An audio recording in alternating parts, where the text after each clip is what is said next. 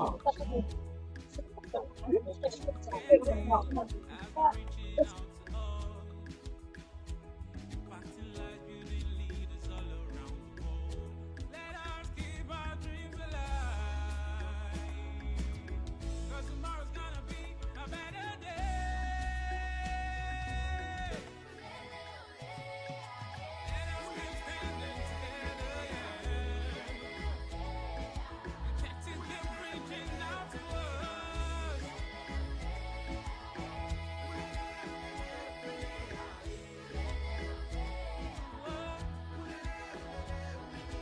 Together we can live as one. Let's keep staying together. Let's keep standing together. Open our minds towards this vibration, changing our world to conscious innovation, improving our intellectual capacity in a view to improve our community. We are the change that we seek tomorrow. It's for me and you, we are the leaders. We are the leaders of tomorrow. Let us rise and stick to our responsibilities while making use of our innate abilities. Together we can empower those with disabilities. Let us keep our dreams alive, 'cause tomorrow's gonna be a better day.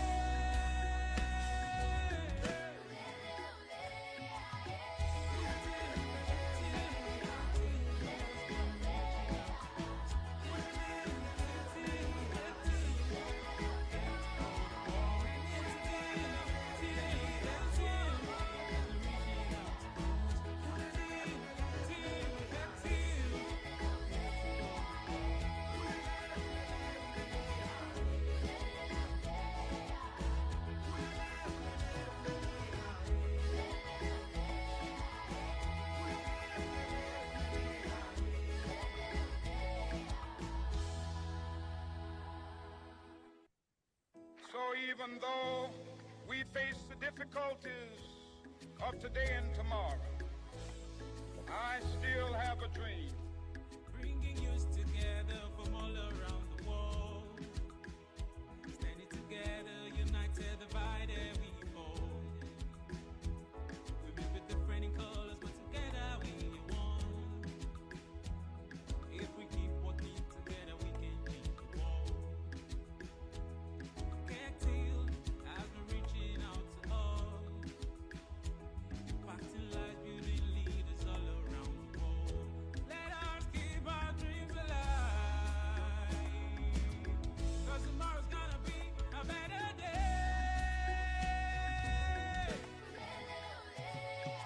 Let us keep standing together, yeah. Kectil keep reaching out to us.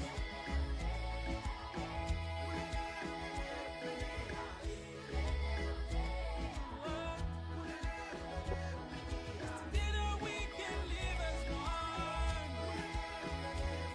Let's keep staying together.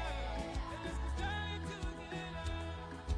Open our minds towards this vibration, changing our world to conscious innovation, improving our intellectual capacity in a view to improve our community. We are the change that we seek tomorrow. It's for me and you, we are the leaders. We are the leaders of tomorrow.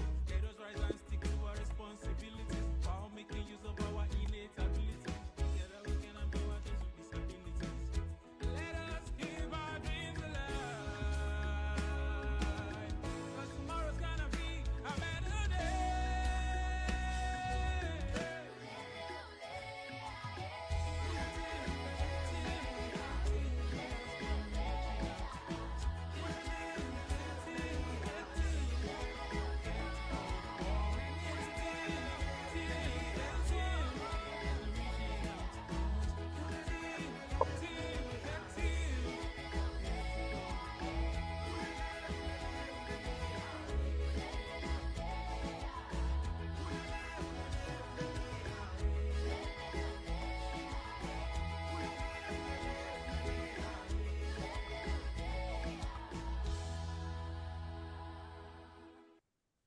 So even though we face the difficulties of today and tomorrow, I still have a dream. Bringing youth together from all around the world, standing together, united, divided we fall.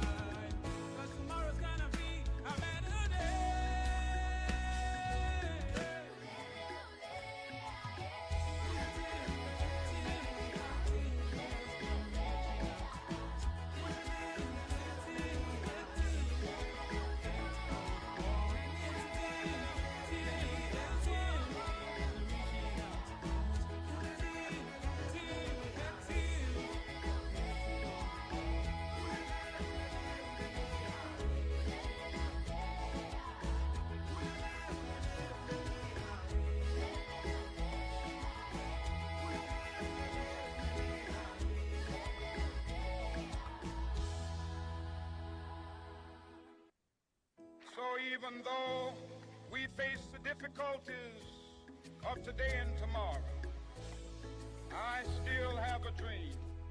Bringing youth together from all around the world. Standing together, united, divided, we fall. We may be different in colors, but together we are one. If we keep working together, we can change the world. Kectil has been reaching out to us, impacting lives, building leaders all around the world. Let us keep our dreams alive, 'cause tomorrow's gonna be a better day.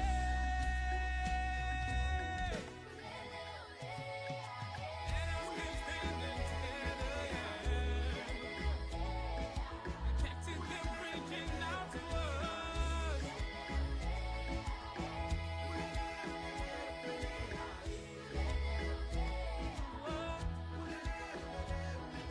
Together we can live as one.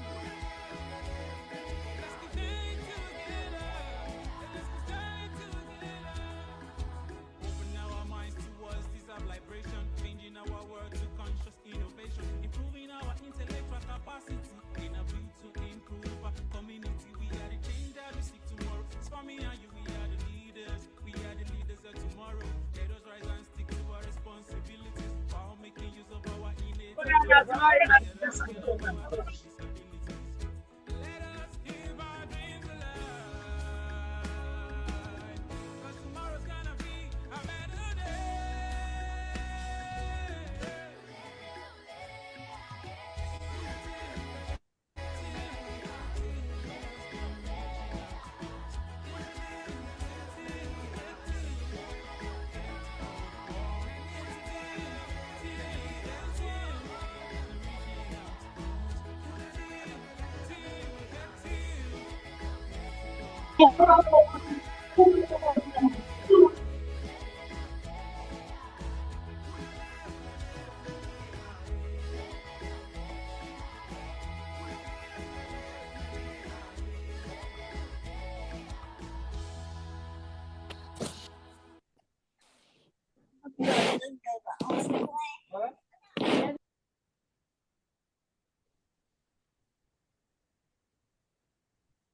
So, hello everyone. I see that we almost everyone here. We have 60 participants by now, and we are starting in 1 minute. So, thank you very, very much for joining today for all your hard work. We are so excited for today's meeting. That's really huge what we did during this year. So, yeah, welcome to the final presentation meeting of the Kectil Community Project Initiative. I'm Alexandra Fomin, the coordinator of this initiative, and in advance, I'm apologize that today I will be without camera due to sick leave that I am right now in that. But that's not the big deal for now because we have the huge event today. We are truly proud of each of you. Over the past months, you have shown dedication, creativity, and a strong commitment to creating meaningful change in your community. That's amazing. And this Kectil Community Initiative is an essential part of the Kectil Leadership Program, where participants turn ideas into real actions. Yes, and your project reflect the Kectil five principles: authentic leadership, community engagement, sustainability, innovative thinking, and inclusivity and diversity. So today we celebrate your impact, your leadership, and the inspiring work you have carried out on the ground. We have an exciting session ahead, including your final presentations and the announcement of the project that will receive awards today, and all certificates and other opportunities that our team prepared to you. So, to begin, I would like to introduce our Kectil board members who are joining us today, and also welcome Sherry Knowles, the founder and executive director of the Kectil program, to share her greetings and opening message to all of you. So, yeah, Sherry, the stage is yours. Okay. Well, wonderful. We have been waiting for today for a long time. I think we should all make some noise. Can you clap or do an emoji or do something? Scream, wave. Let's get some energy in this room. This is so exciting. Okay, everybody, let's see a ton of, I want to see hearts, emojis. Let's get some major energy going here. This is so awesome. We've got youth leaders from all over the world. I mean, this is so cool. We're up to 73 people coming in on this. This is the first year that Kectil has done a community project. And this is our very first inaugural community project event. So you are part of history right now. This is a big deal. This is a really big deal. And you guys stepped up. You've crafted it. We want to give a huge shout out to Alexandra. She was the brainchild behind the Kectil community projects this year.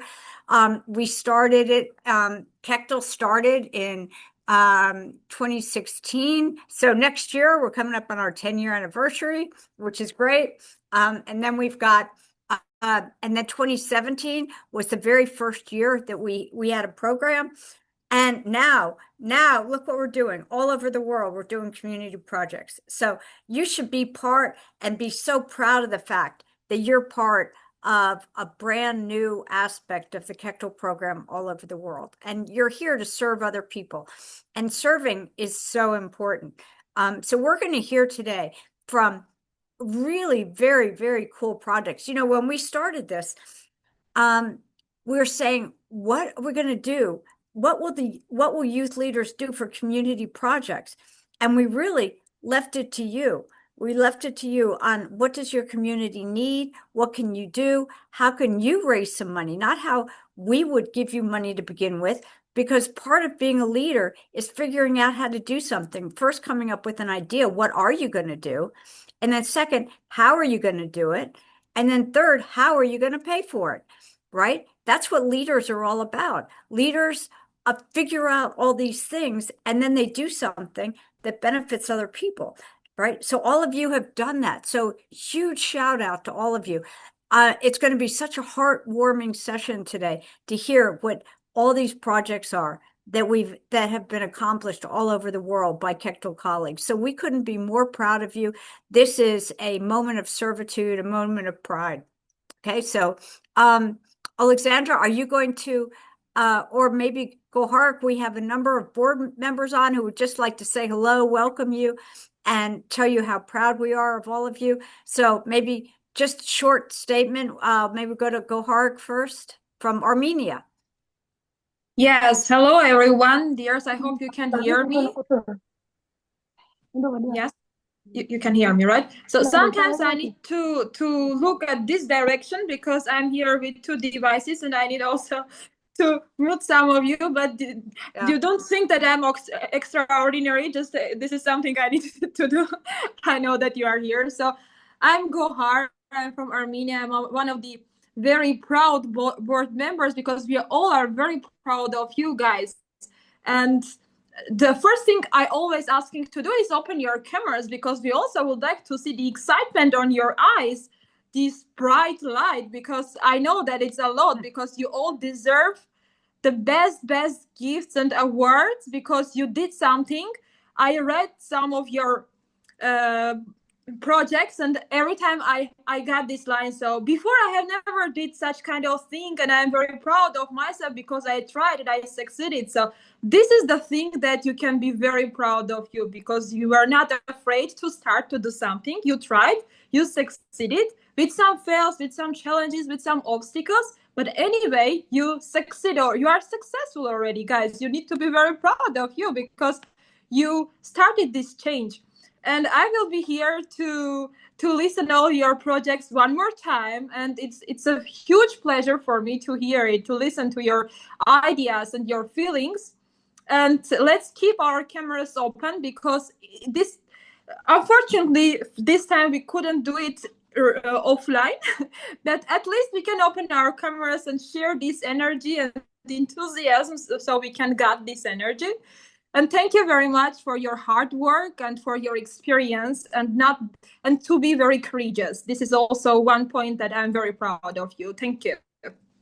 Okay, great. Thank you, Gohar. Now let's go over to Ray, a representative from Myanmar. Yep. Good morning, good afternoon, good evening, everyone. I'm so excited for you today. I want to thank a couple of people. The first one is you, because I just heard this morning from Alessandra that this community project involved over 1,000 people. Think of the amount of change that you're doing, and then all of you are project leaders here to present. So you are already a leader. So I'm proud of you and keep doing what you're doing. And the second person that I'd like to thank is Alessandra because she is she built this community project. She did all the behind the scenes preparation for that, the ideations, and then she makes sure that everything is in place. So huge congratulations to Alessandra. And then the third person is Sherry. She give money so that we can give away money and then you can continue with your project. So we also want to thank Sherry for that. And then, giving us this platform Kectil so we can do super cool and impactful things like community project. And then I also want to thank all the board members who help in the evaluation of the project. I am looking forward to listening to your presentation. I have read most of the project that was submitted. I've gone through a lot of the PowerPoints. You cover everything from the environment to the politics to the local issues, many exciting stuff. So, and my message will be is to you is, at the end of the day, it's your community, it's your project. You got to own up to it. It didn't matter if you win the award or it didn't matter if you don't win the award. If you believe in your community and if you believe in your project, you're going to succeed and then you're going to build up on that. So again, congratulations. And then Cacto is such a global community, but you all make it local. And I love that aspect of Cacto as well. So again, I'm excited. You are all leaders. And then remember that you are part of this 1,000-person community project initiative and you're the first cohort. So be proud of that as well. And again, congratulations. Thanks, Sherry. Hey, great, Ray. Thank you. And Ray brings up a great point. Every person on this phone is a winner. You've already won. You've done your projects. You are here today. We can't wait to hear what you've done. You've changed your community. Wow. I mean, absorb that. All the youth leaders on this call have done something to change your community. That's huge. That is huge. So we're so proud of you today, and this is a day of celebration. So next we'll go to Ahmed from Afghanistan. Thank you, Sherry. Hello, everyone. Good morning, good afternoon, good evening, from wherever you are online and currently have joined this meeting. Congratulations to every one of you. My name is Ahmad Shah and I'm from Afghanistan. I'm proud to be the Kectil member and the Kectil colleague and the Kectil board member. So to be very honest, like in the beginning, when I actually as a member of the project, the community project team member, when we were collecting or planning all this community project, so we were thinking that yes, it is a big challenge. So we have to overcome all the challenges while going through different projects, community projects, which we are receiving. But at the end, when we were receiving lots of wonderful and amazing projects, we were really proud of each and every one of you. So big congratulations to everyone that they have submitted wonderful and amazing community project. So the actions that you have taken and the all direct and indirect beneficiaries that you have reached out, all of them are appreciated. So once again, at the end, big congratulations to everybody. And I personally wish every one of you big success and more achievements for your future endeavor. Thank you very much. Okay, well, thank you, Ahmed. Next, we'll go to Ashwati from India. Hi, everyone. Hi, Sherry.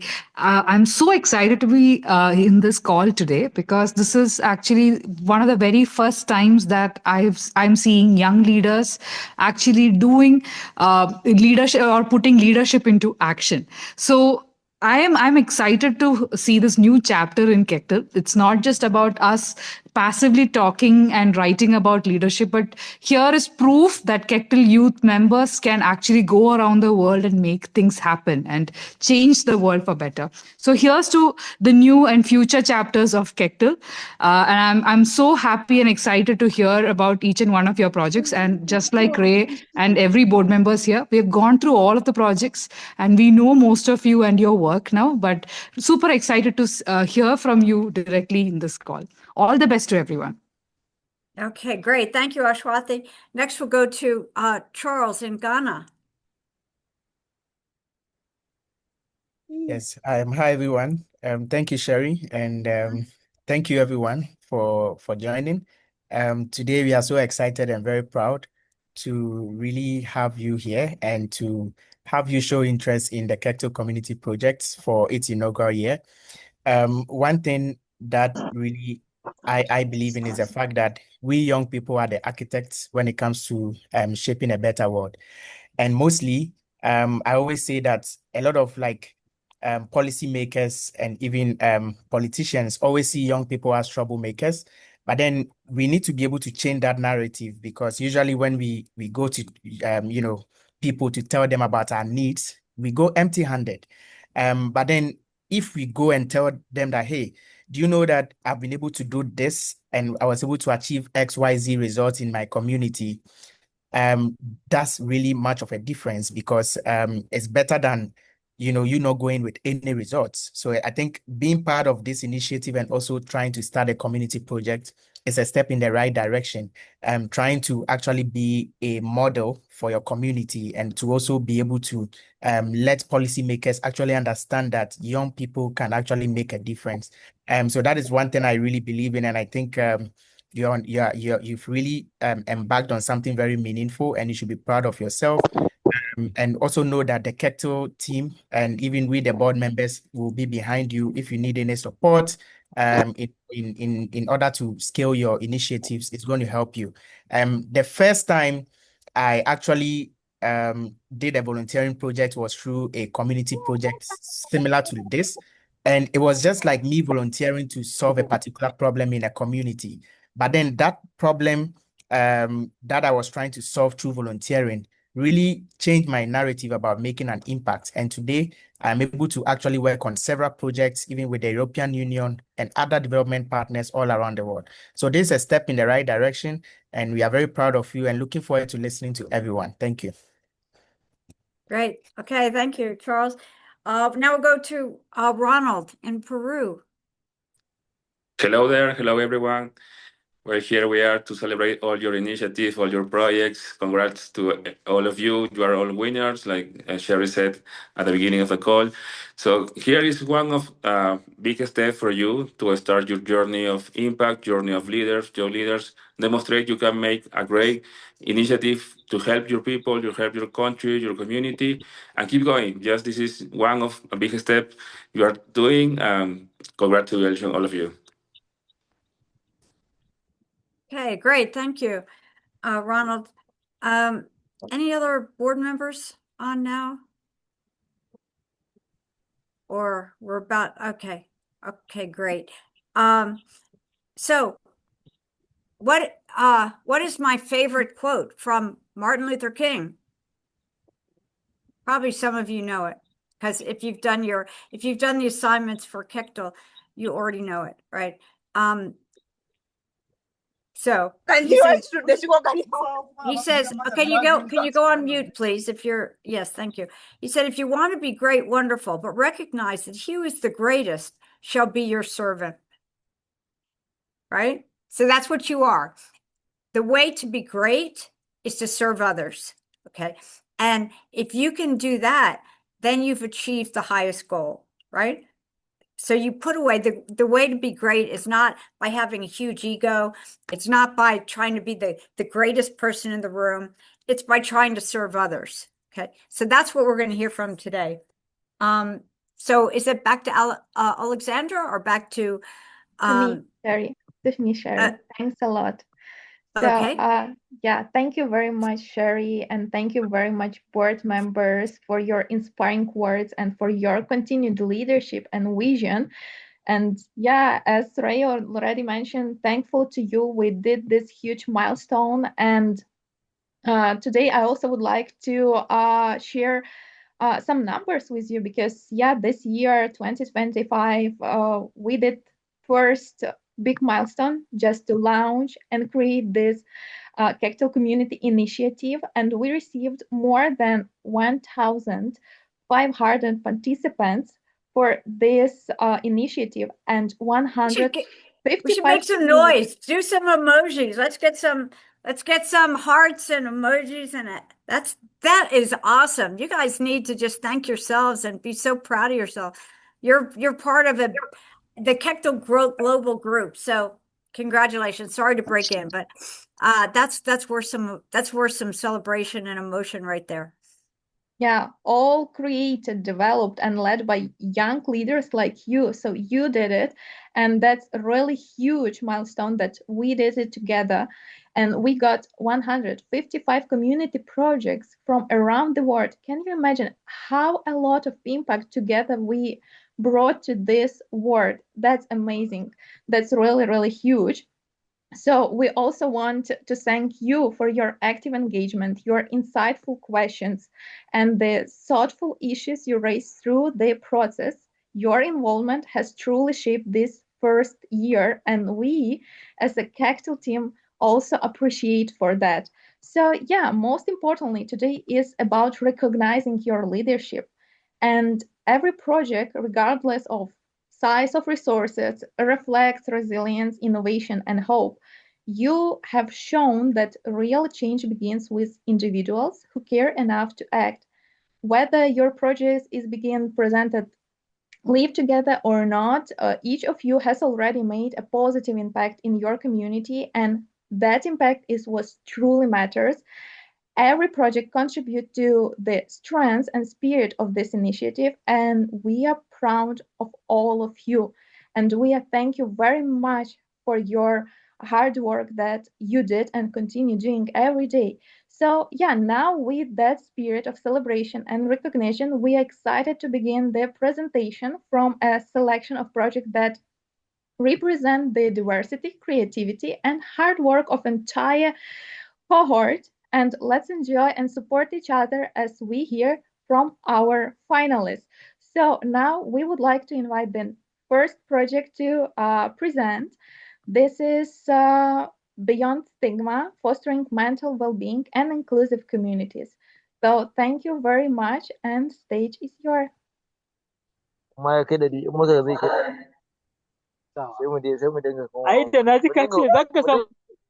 Thank you very much, Alexandra. Am I audible enough, please? Yes, you are. Yes. All right, thank you very much. Let me share my project file.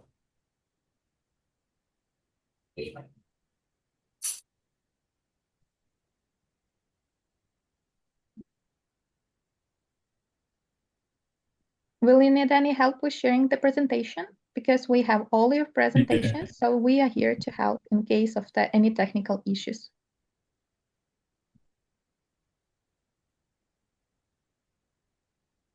Yes, the project is loading.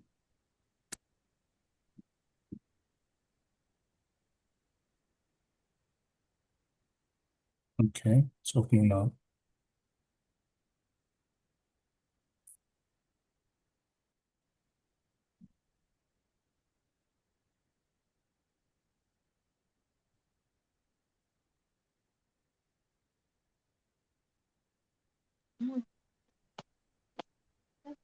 Hello. So favor, is it work or can we share? Sorry, from a our- moment, please. A moment, please. It's loading. Okay.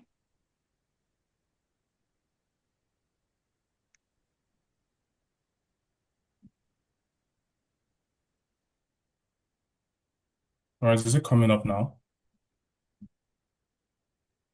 Not, unfortunately. I will ask. Oh, yeah, it's working.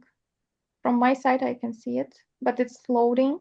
So maybe let's better go Harik to share your presentation and you will speak, okay? Yeah. And we might want to mention that we have everyone's presentation, so we can do it from here and it will be maybe easier. Dear Favor, because your internet connection is not very nice, so Okay. problem when you will speak, let me share your presentation and you can start to speak, okay? Just a minute, I think you already see the presentation, right?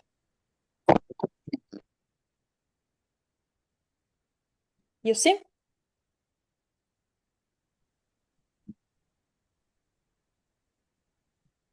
Can you see the presentation? Begin stage from my end. Okay. Try to also mute your camera, so it will help you with the internet connections. So it must work better. No, not yet. Not on the screen yet. Yes, now it's better. We can hear you, so you can start, please. Mine is still loading the slide. I can't see it on screen yet. Is my project presentation already visible? Yes, Okay. it is. Yes, Yes. it is. You can see? Yeah, I can see it now. Okay. All right. Thank you very much. Good day, everyone. My name is Favor Ewonwan from Nigeria, and I'm the project lead for the Beyond Stigma Fostering Mental Wellbeing and Inclusive Communities project, which was implemented in Edo State, Nigeria. Now, our project focuses on tackling mental health related stigma, strengthening conversations, and promoting mental wellness and inclusion among young people in Edo State. In my community, many young people face mental health related challenges driven by stigma, lack of support systems in schools, and limited awareness, which increases vulnerability to stress and harmful coping behaviors. Now, this matters because over 20 million Nigerians are living with or at risk of mental health conditions, according to the WHO. This gap contributes to poor academic performance and unsafe coping mechanisms among young people in Edo State. Now, we've implemented actions in two phases to address this challenge. For the first phase, we've held a school sensitization at Edo Grammar School on the 11th of July 2025, where we educated students on mental health basics, stigma, stress, as well as drug and substance abuse. We also partnered with the Healing Minds Community Uniben for in-kind support, as well as distributed valuable resources during the sensitization. We also created the very first public high school mental health club in Edo State. And for the second phase, we organized a virtual event on the 2nd of August 2025 with youth advocates, as well as built an online community for continuous support and engagement. Now, the results we've achieved with this includes improved awareness among young people, as well as the creation of sustainable structures, including the establishment and integration of the mental health club into the school system, and also the active online community, which provides ongoing peer support. Our number matrix ranges from 88 students reached during the physical sensitizations to over 780 students within the mental health clubs reach to over 20,000 total engagements across media platforms. Of course, we had some challenges along the line, which includes managing tight timelines, team availability issues, and limited funding. However, through flexibility, coordinating support, as well as the optimization of available resources, we were able to deliver effectively. We also learned that collaboration, adaptability, as well as strong partnerships are very essential to project outcomes. On our next steps, we intend to deepen partnerships with mental health organizations for continuous training and support. And if selected for the grants, we intend to develop necessary resources for further engagement, as well as the possible expansion of the project to other schools in Edo State. At this junction, we would very much like to appreciate the Kectil program for the platform, guidance, and mentorship, as well as the Healing Minds Community Uniben, Edo Grammar School, Benin City, our speakers and volunteers, and our very dedicated team members. Thank you all very much for having us once again, and God bless you all. Thank you. Thank you very much, Favor, for your presentation and for your leadership and the difference you are making with your team.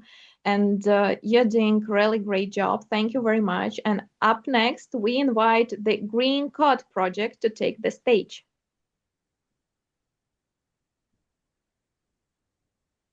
So I will ask Goharik to help with the sharing presentation for this project.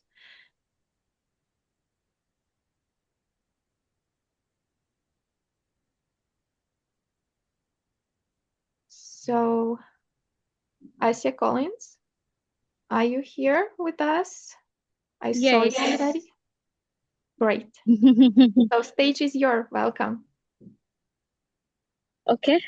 Hello, everyone. My name is Asinja Collins.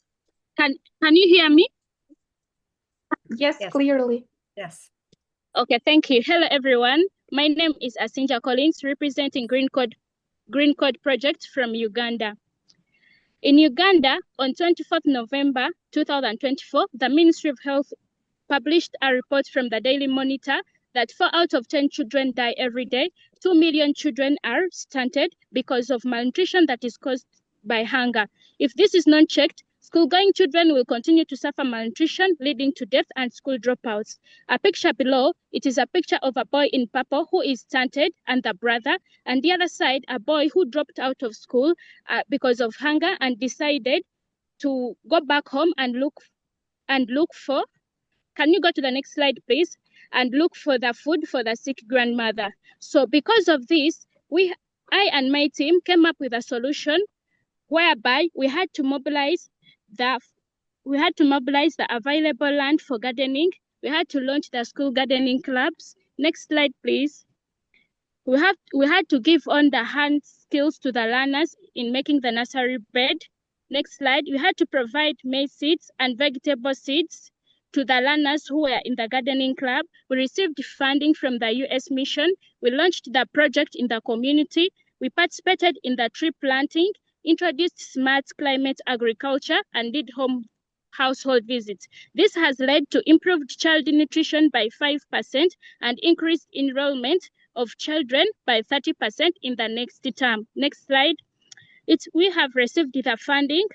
200 households engaged through and distribution and home gardens. At least 1,000 students have gained on hands-on skills in agriculture. Project was expanded to communities where we distributed seeds to 7 homes, and 55 children have been having food for the entire term in the school.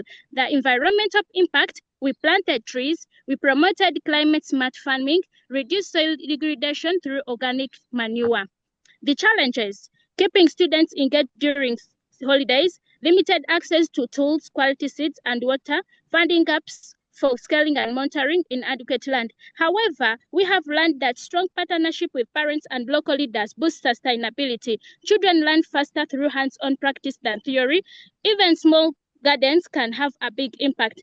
In the next step, we plan to scale the project to more schools and homes in the communities, engage more parents and communities, register our project as a community-based organization, set up a nutrition program, train more learners, basic agriculture and climate skills to build the capacity. Let us tap in that link and we see our journey.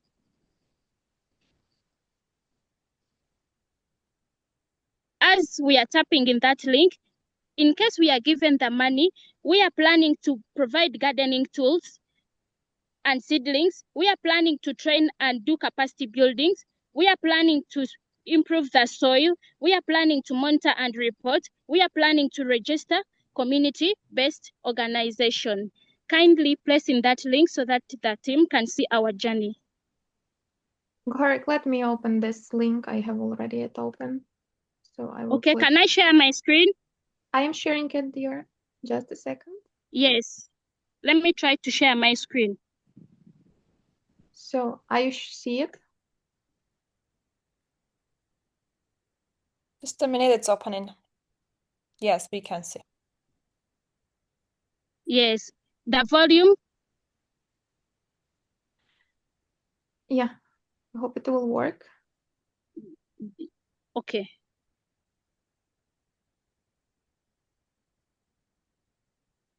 Can you kindly start from the afresh because the volume is not.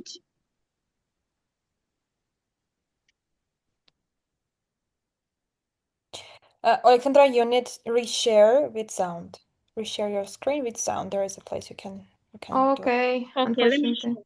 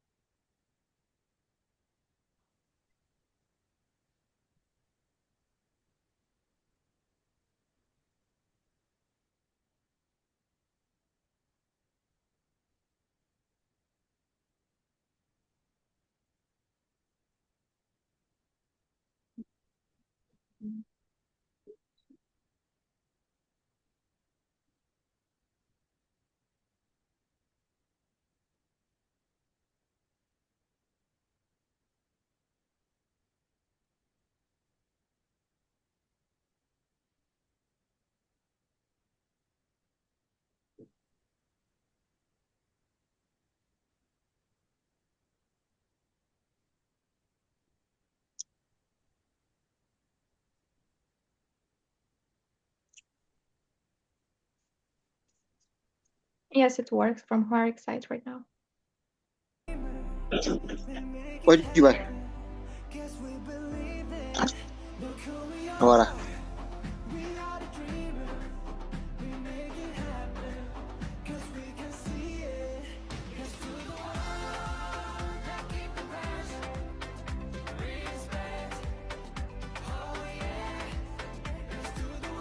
Can you see?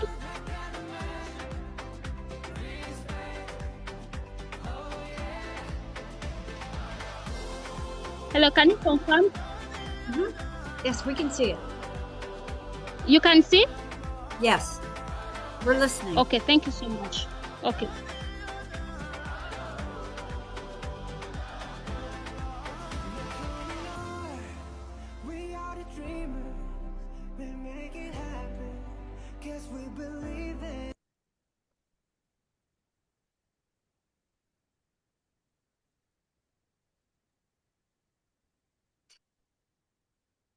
That's amazing job. That's amazing job. We saw the video, so you can continue with your presentation. This was basically the last page. Okay, Last. then good. Okay, then good. Thank you very, very much, Collins, for your presentation, for the impactful work that you did.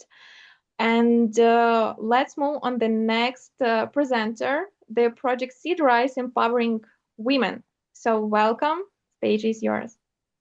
Thank you so much to everyone who has supported us and to the Kectil team. We appreciate for your knowledge and everything. Thank you so much. Thanks.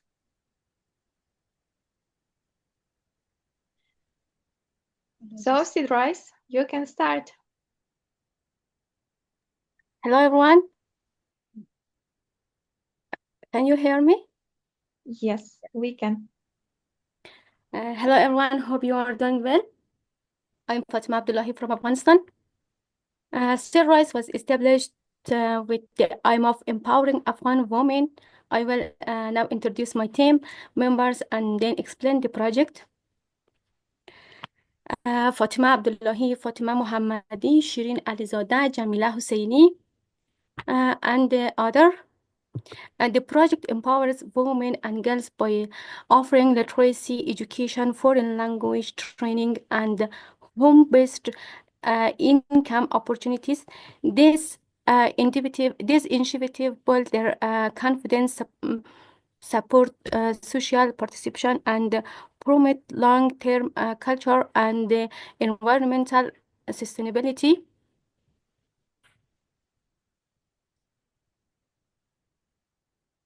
Yes, key problems addressed: low literacy among women and young mothers, limited their personal development and ability to engage socially and economically, limited access to international language, English, German, reducing opportunities for global communication, education, and employment.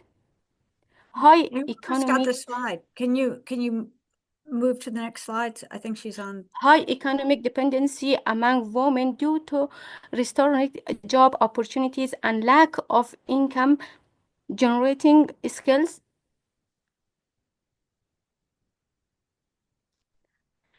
Activity completed. Provided literacy class for women and young mothers, taught English and German to girls to expand communication skills, created a local learning space with community support, connected education with product creation and sales to support women's income, ensured a safe, supportive, and transparent learning environment, promoted Fatima, I teamwork, think your slides are not moving. responsibility, and sustainable cultural engagement. Let me Yes. share one time, but I think it worked. Let me try one more time. Can you see the slide? It is completed, right?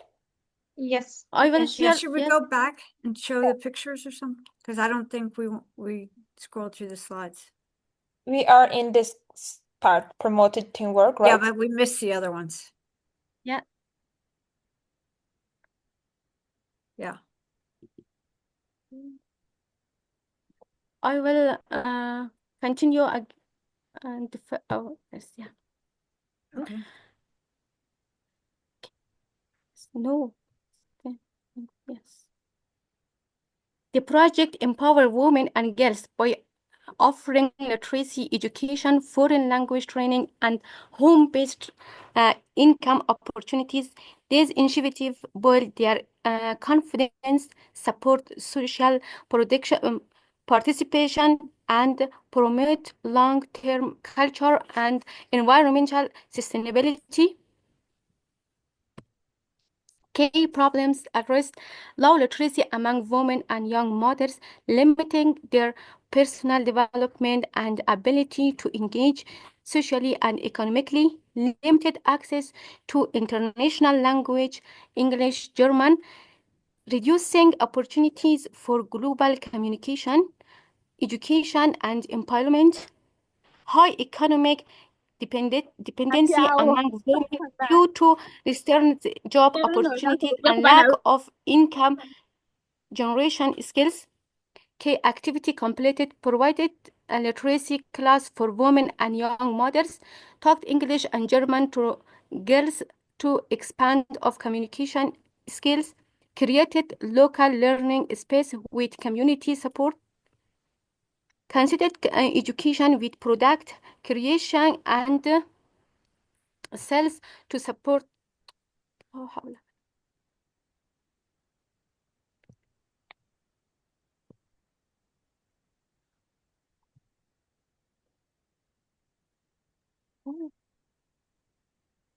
Fatima, can you hear us? No, Okay, I don't have a screen. Okay, now results data. Maybe we reached there.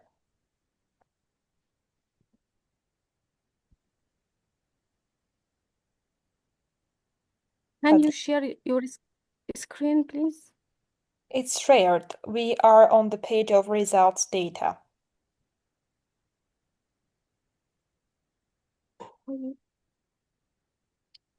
One minute, please.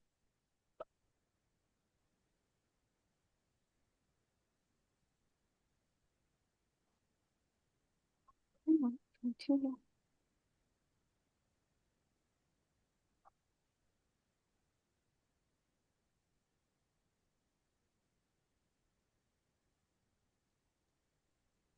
Dear Fatima, Gohar is sharing your slides, so No, I you can don't just see.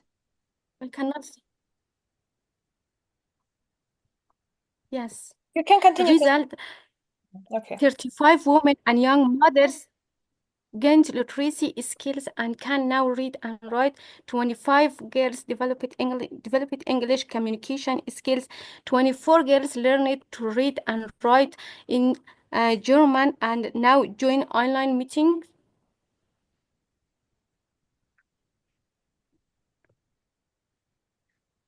Long-term term impact. Greater economic independence, taught home-based work and product sales online and in person. sustained cultural productions and that preserve local culture and support environmental awareness, improve self-confidence and self-belief across participants, enhanced social participation and community engagement among women.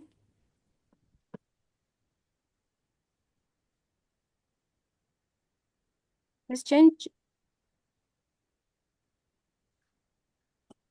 yes, challenge ban on girls and women's education and ongoing security risks in Afghanistan, lack of safe learning space and basic facilities, families unable to afford education costs.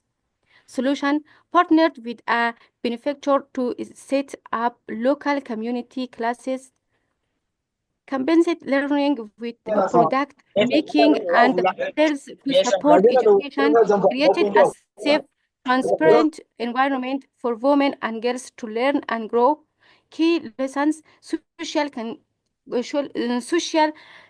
connections, responsibility and teamwork, strengthening community resilience.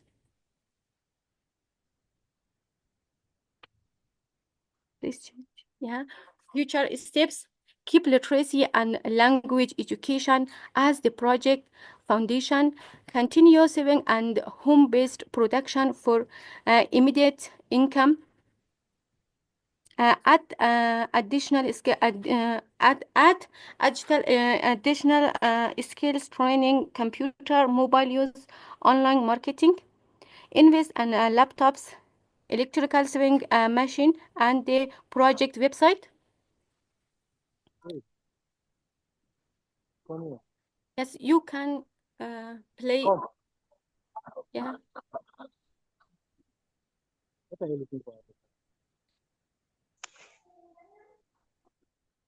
Yeah. Thank you so much. Please play the video.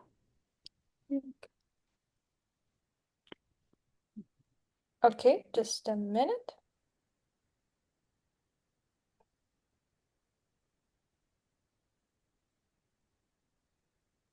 We have so amazing projects, and that's really outstanding work that everyone did. From you, you're doing really great job, and thank you very much for all the actions you're taking. It's authentic leadership. We see it in the action, what it is. Yes, so let's support each other because we still have a lot of projects today. What to see, what our participants did, how the amazing work they did together with the volunteers, with the partners for their communities, and what impact they brought to this amazing work. So thank you very, very much, everyone, for being today with us, for sharing your results, your projects. That's just outstanding job that you did. That's amazing. We are so proud of you. So Goharik, is videos working? I don't think I have this video. There is no video on slide, so what I need to turn on.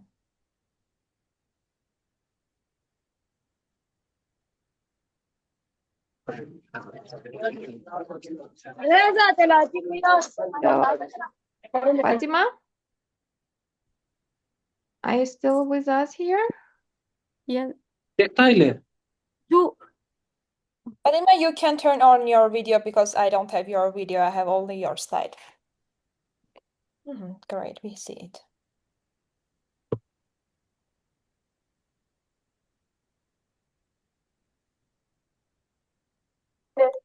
شبیه داستانه درسته؟ خب ما امروز قرار یک کار 13 بخوانیم و ما یک بار بخوانیم شما بعدش بیشتر تکرار کنید. البته بار اول من خود تمام بخوانم. 1 2 3 4 5 6 7 8 9 10 11 12 13. Okay? Wiederholen Sie bitte. 1, 1, 2, 3, 4, 5, sechs, sieben, sieben, acht, neun, 10, 11, 12, 13. Okay, behind you. Eins, eins, zwei, drei, vier, fünf, sechs, sieben, acht, neun, 10, 11, 12, 13.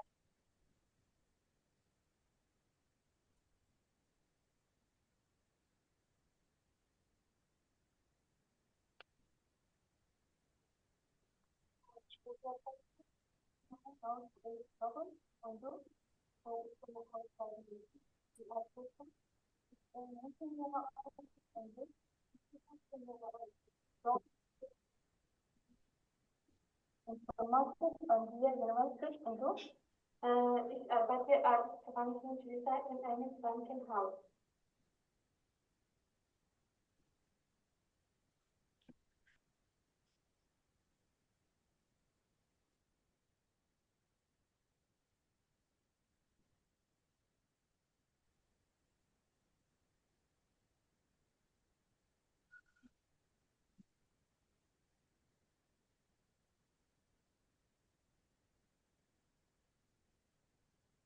Thank you so much. Thank you, Fatima, for sharing amazing videos and the presentation and for your outstanding work. And before we are moving to another project, I want to remind every presenter that we have limited time for the presentation. So we have still a lot of presentations today. So please let us know in case any technical issues you see that could be arise. We are here to support you and help you with your presentations. So yeah, let's move on to another project. Every child deserves education. Welcome, and we invite you to take the stage. Thank you so much. Can you hear me? Yes, we can. Let me share my screen.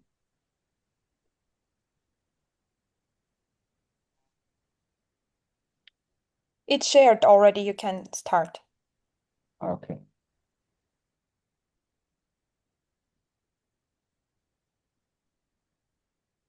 Okay, thank you so much. Can you even see me? Yes. Excuse me, this is my presentation, so I'm the I one to think present. I'm the one to present, please. Can you hear me?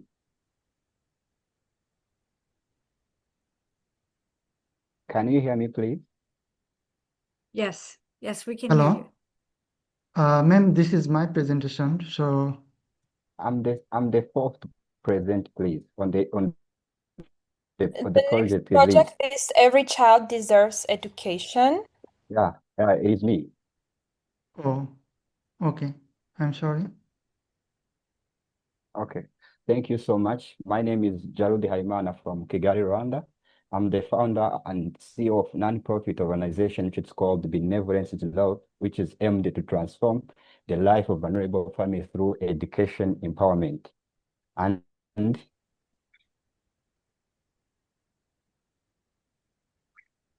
can you help me to share the because here my screen is not going fast. Can you just help me to share there? That person is not. It's shared already.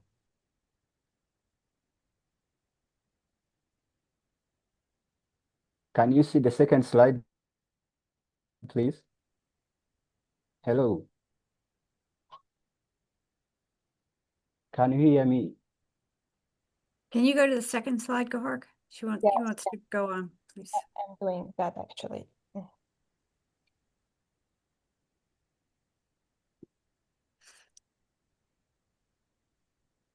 So can you see the slide, right? Yeah, I can see. Thank you. So our project summary, we are dedicated to enhance the access to education for vulnerable children in Nyakabanda sector, which is located in Kigali City. So as our core value or our core goals is primarily to reduce the school dropout rate, and we aim to equip children with confidence and resources they need to continue their studies and to have a bright future. Can you share the third slide? We empower children through providing school access by providing school fee, school material, and mentorship. Our core value is primarily to reduce the school dropout. And this is the problem we are solving. In our community, many vulnerable children are having the barrier to education. So we provide the school material, school fee to those who have the high risk of dropping out from the school. And what we do, this is our approach action. We first identify the people who are having extremely high poverty in our community, and then we pay school fee, and also provide school material. We also provide food and to those families who had extreme hardship. We also empowering through mentorship. We provide mentorship to the young children so that they can have the confidence and resilience to pursue their education. After that, we also maintain regular follow-up with teachers and the parents to keep the children to have our continued support. And this is my team and the collaboration. My team are the very backbone of my organization, because those are the people already provided the monthly contribution for my organization to work. And they also work, as I said before, we work in Nyakabanda sector within the Vibrate community, and you have been implemented our project since September 2023 until present.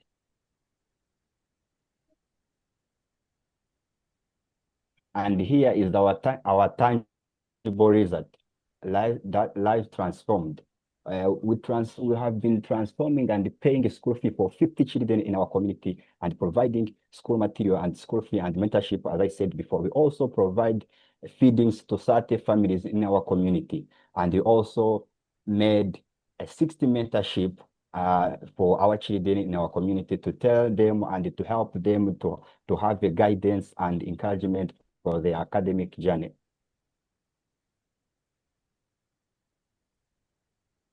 And this is our social impact and empowerment. We increase the participation. We also strengthen the collaboration, and we reduce inequality in our community, because we have been able to pay school fee and provide school material for over 50 children in our community. And here is our visual transformation. This is our first when we identified the children. Here was in 2024. And then after that, we provide school material and the school fee and the guidance. And now you can see here, he graduated from nursery school through our scholarship, and now he is in primary school. And we have also a big vision for our organization to expand support. We aim to support over 100 children in 2023. And also we have a vision to establish a community reading spaces where we will build a library so that children can have access to daily learning and access to books. We also want to empower parents so that they can have some skills about saving skills. If we selected for this guarantee of this money, even though it is small, but it will help us to enable us to register officially our organization so that you can access and you can have a legal paper so that you can access funds for our activity, because you can see we have a big impact even though we don't have a legal paper. So you can imagine if you get a legal paper so that you can access a big money and make our big project. And here is the challenge and key learning we get from all past 2 years. We have been having the challenge of limited funding restricted to our ability to support or identify the children. We also experienced the high demand for many deserving families. And also we have a challenge of transportation challenge during home visits. Sometimes even logistic was complicated. But we also had a key learnings from those challenge. A strong community collaboration is a paramount for significant amplify our project. And even with limited resources, a small initiative can characterize a big change, as you have seen in the previous slide. And also we learned that consistent follow-up is indesirable and achieving sustainable long-term result. Due to the limited time, this is our end of our project, and we would like to thank all volunteers in our community. Some of them are here. Also, we'd like to thank community leaders who have been supporting us to make our project real. And even we thank our valued support and partners, including Kectil Action, for providing leadership skills, providing project skills so that you can manage very well our project. And due to the limited time, here also, if you would like to ask us or partner with us, you can contact us through our email, which is called info@benevolencelove.org. Or you can also visit our website, www.benevolencelove.org. So you can find there a box, so you can send a message or any suggestion regarding to our project. Thank you so much. This is our end of project. Thank you very much for the amazing presentation. And we would like to invite another project, Zero Plastic Mission from Bangladesh, to present their project too.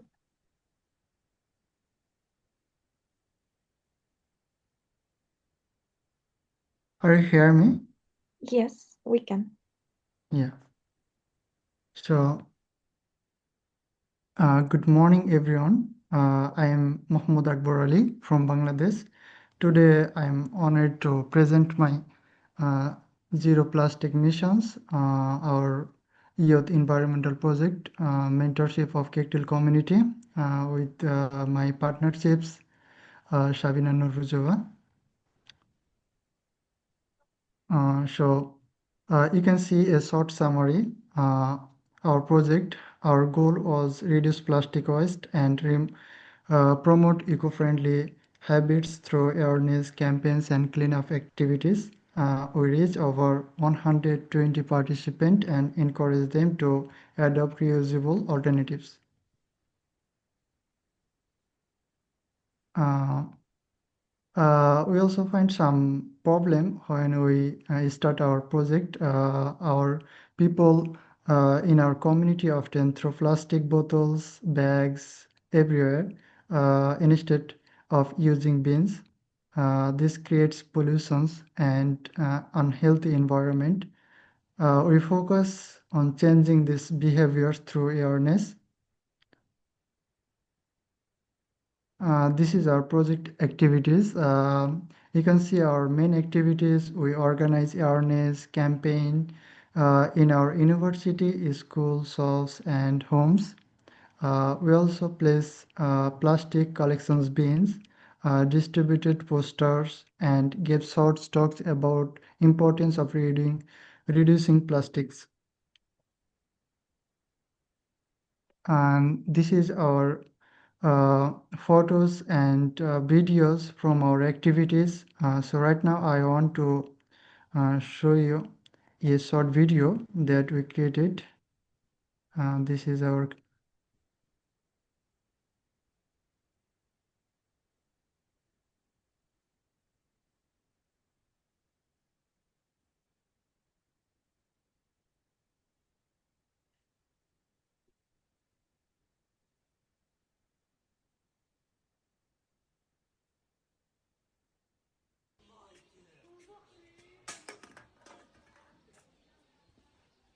so actually we make this video to awareness peoples about plastics, how do they use our bins, and after this is our result. More than 120 students participate in our project, and together we collected around 50 kilograms plastics waste. After the campaign, nearly 80% of students start using plastic bins regularly, and our community becomes cleaner. Um, the impact, people's become more awareness about plastic pollutions, and many start using reusable bags and bottles. The project also encourages responsibility and teamwork. And you can see both social and environmental impacts in here. Socially, awareness increased, teamwork improved, and eco-friendly habits grow. Environmentally, plastic litters decrease, and waste management becomes more organized. And we also face some challenge, and we also get some knowledge from here, from this project. It was first of all, it was very difficult to convince people to stop throwing plastic anywhere. Through posters, we also gives or publish or in use our online media, create video, short video, and continuous awareness. And we also encourage them to change this habit. And we also learn the leaderships, patients, and also think that this important of small actions change everything. So in here, we see the difference before and after our campaign. So we think that the improvement proves the awareness and teamwork can create clear result. And we also how the project changes. In here, we become more responsible and gain teamwork, communications, and problem-solving skill. Uh, we plan to continue also plastic-free days after our this project, and we also want to continue our this project in future. So finally, I want to thank my project partner Sabina, and my friend, my parents, and my teachers, also the Kectil's mentorships for their supports, continuous supports. Thank you all for listening me. Great presentation. Thank you very much. I saw that you even mentioned Kectil YouTube channel. I appreciate it. I'm really happy to see that our videos really helped and been useful. So thank you very much for the great presentation. And the next project that will be present Kiberi Eco Warriors from Kenya. So welcome and stage is yours. Thank you. Thank you. Thank you so much, and I am really, really grateful to be here today. So I'll present as you move on the slides. So my name is Joyce Lawinski Obuya. The Kibera Eco Warriors initiative was born out of a deep desire to give back to the community and create a meaningful change with little resources. As part of my Kectil project journey, I reflected on what I could do, not only to fulfill my project goals, but also to leave a lasting impact. My thought also gravitated towards the waste speakers in Kibera, individuals that who are often overlooked, yet they play a very vital role in keeping our environment clean through their tireless and often risky work. Kibera is known as one of the largest informal settlements in Africa, yet they faces like critical challenges related to waste management, pollution, and limited access to health and rights education. Amid these challenges, the speakers have often emerged as unsung environmental custodian, working daily under difficult conditions to collect and sort waste, often without recognition or proper gears. Their work inspired me to design a project that not only highlight their contribution, but also invest in their well-being and dignity. So the Kibera Eco Warriors initiative therefore emerged as a community-rooted project that combines environmental restoration with empowerment through health education. The project ran as a monthly cleanup um, and SRHR youth program, reclaiming neglected spaces while also providing information on sexual reproductive health.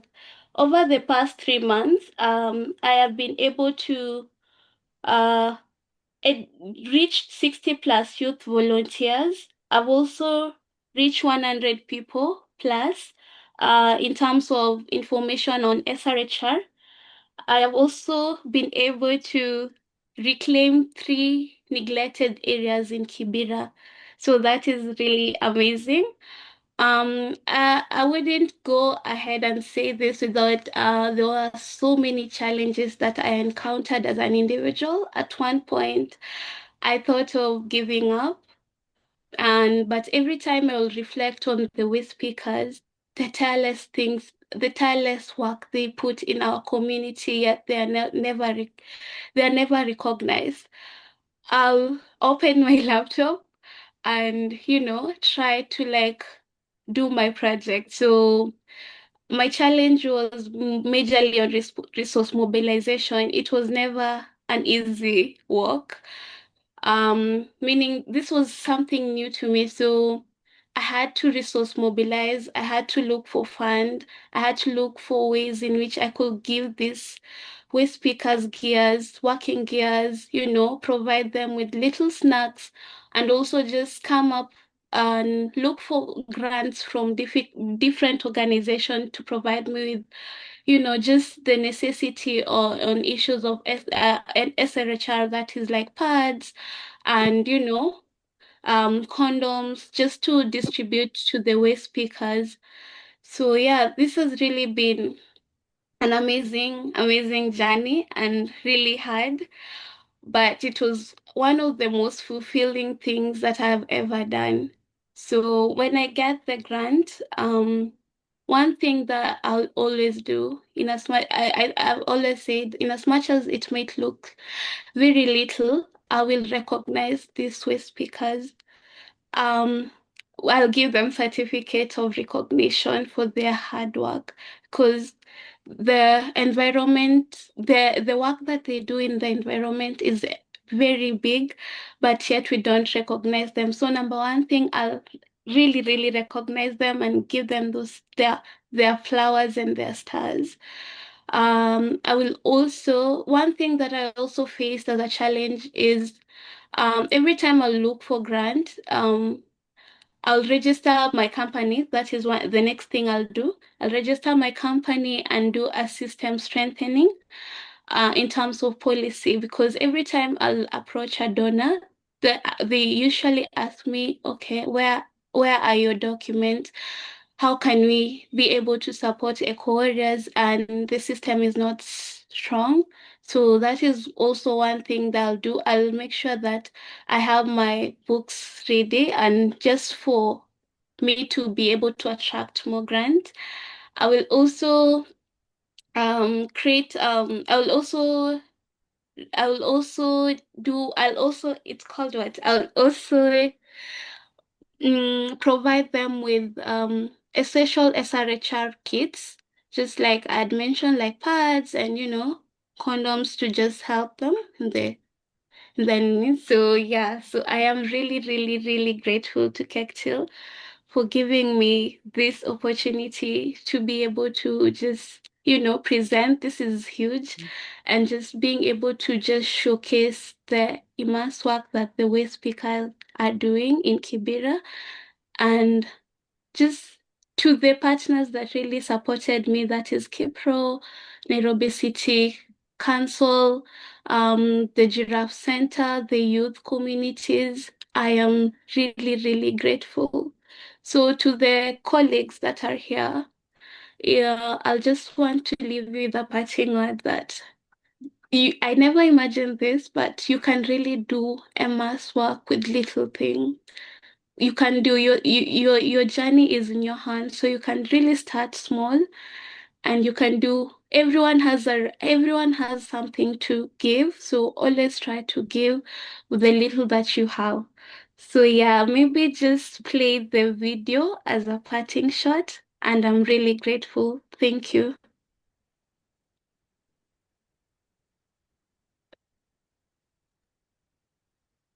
Which video you mean, on the slide, or it was separate video?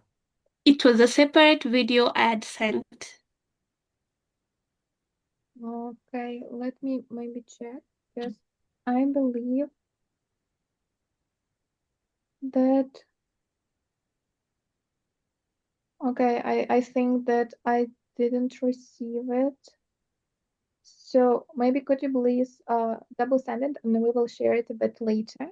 And for now, we will continue with another presentation. So thank you very much for the great presentation for now. And let's move on to the another project that's going to be presented, Monso Lail from Mexico. So stage is yours, and we are managing with the video from the previous project. Thanks. I'm going to share the presentation of Mon Soleil.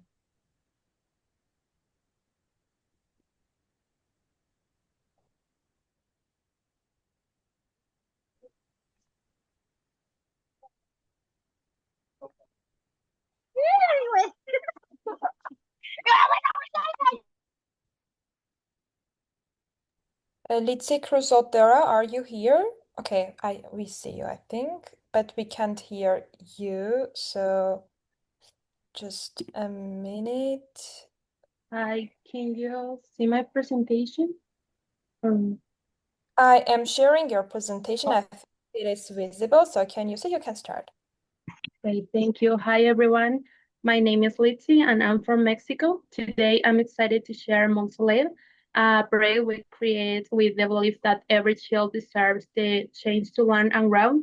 It's in Mexico, in north of Mexico, in Monterrey, and in the center of the country in Hidalgo.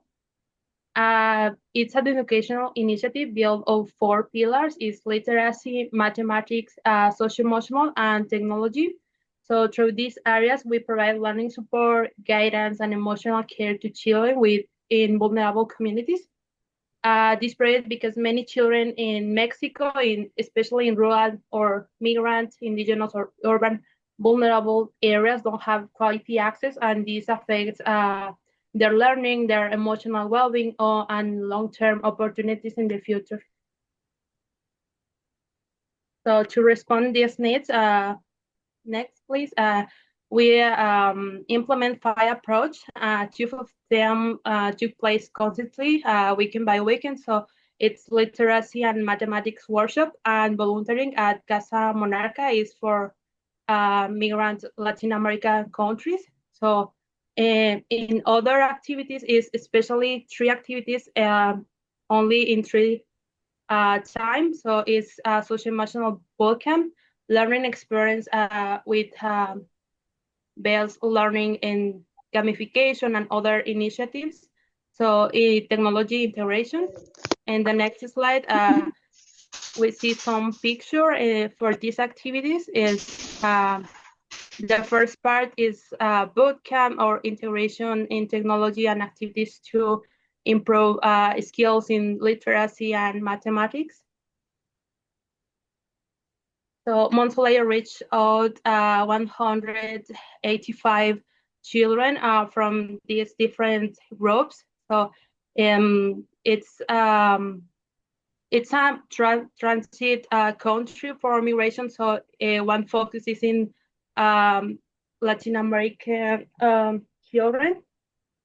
Please, 1 second, my computer is. Yeah, now we continue, please, with the next. Of course, these projects came with challenges.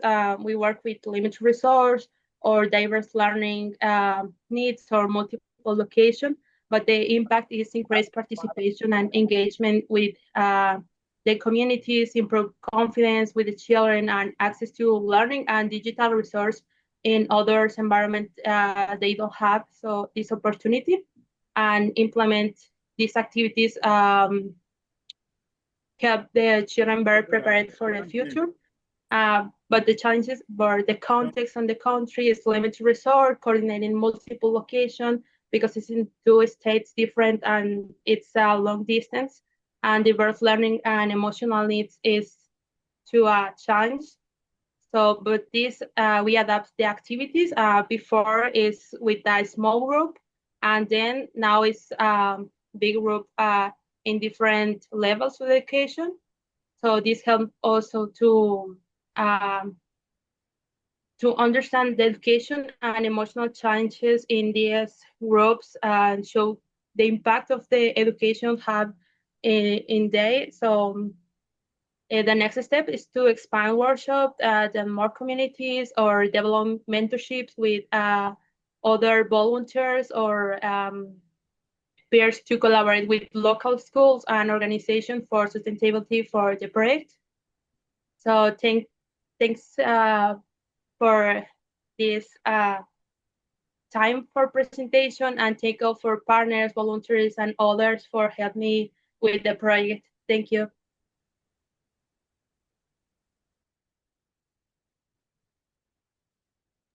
Great. Thank you very, very much for sharing this presentation. You did amazing work.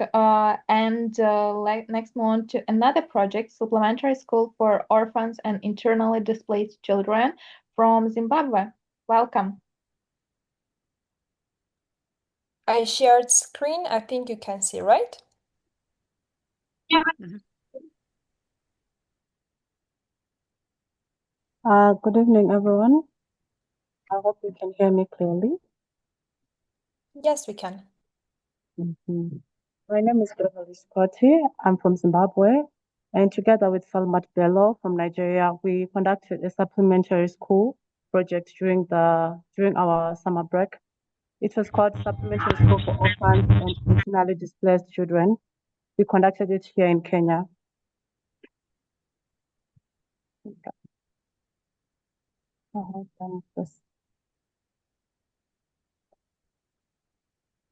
Okay.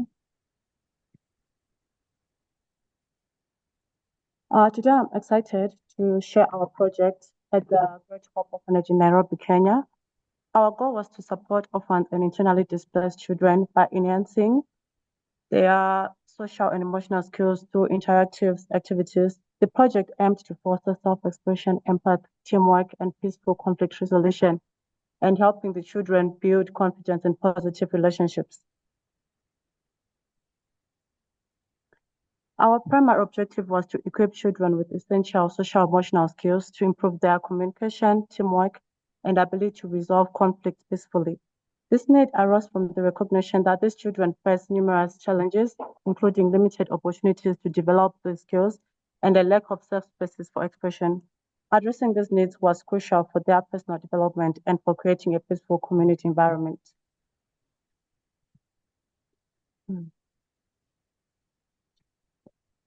During our visit, we organized engaging activities such as group discussions, role-playing, and educational games focused on communication, peace building, and empathy. These sessions, they encourage active listening, self-expression, and mutual respect. We also incorporated conflict resolution exercises and mentorship to inspire children as positive contributors and peacemakers. The environment at the orphanage. Sorry? You can continue. Sorry, it was. The environment at the orphanage supported these activities, allowing children to participate freely, express themselves safely, and interact positively with peers and facilitators. The results and the impact. The project had a significant impact. The children developed better communication, they increased self-esteem and greater empathy. They learned practical skills to resolve conflicts peacefully and expressed enthusiasm about applying these new skills. We observed a more harmonious atmosphere at the orphanage, with children feeling more confident and connected. For example, one child shared that she learned how to share her feelings and listen to others without becoming angry, which will help her make friends and solve problems peacefully in the future. During our project, we faced some challenges such as language barrier and maintaining engagement. To address this, we used simple language visual aids and involved children as translators. These experiences taught us the importance of patience, adaptability, and creativity when working with children from diverse backgrounds. We have also included photos of our project, the before and the after, as well as a video.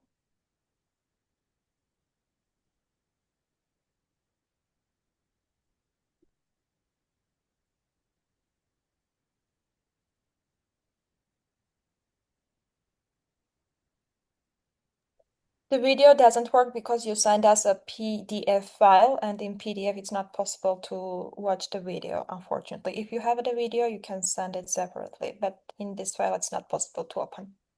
Are you not seeing it from the PowerPoint that I'm presenting? You're not able to see it. No, it's not possible. If you can open because it's PDF file, not a PPT. Oh, okay, sure. Then I'll just continue, if it's okay. Yes, it's Okay, thank you. So this was our video. I'll upload the link. Yeah, this is our team reflection and future steps. This experience had a transformative impact on us as a team. It taught us the true value of patience, empathy, and understanding, especially when working with children from different backgrounds and life experiences. And also, we extend our heartfelt thanks to Great Hope Orphanage for warmly welcoming us and allowing us to spend meaningful time with the children. We are also deeply grateful to our pastors and sponsors for their generous support, which made this project possible. And a special thank you goes to the Kectil organization for giving us the incredible opportunity to implement this initiative and make a positive impact in the community. Your trust continues to inspire us to do positive things and also to continue spreading hope. Thank you. Great, thank you very much for the amazing presentation. And we moving to another one that will be shared by video due to some technical and internet issue from the representative side. So the next project will be Generation United, is a leadership initiative from Zambia. Welcome. Gohari, could you please share a video?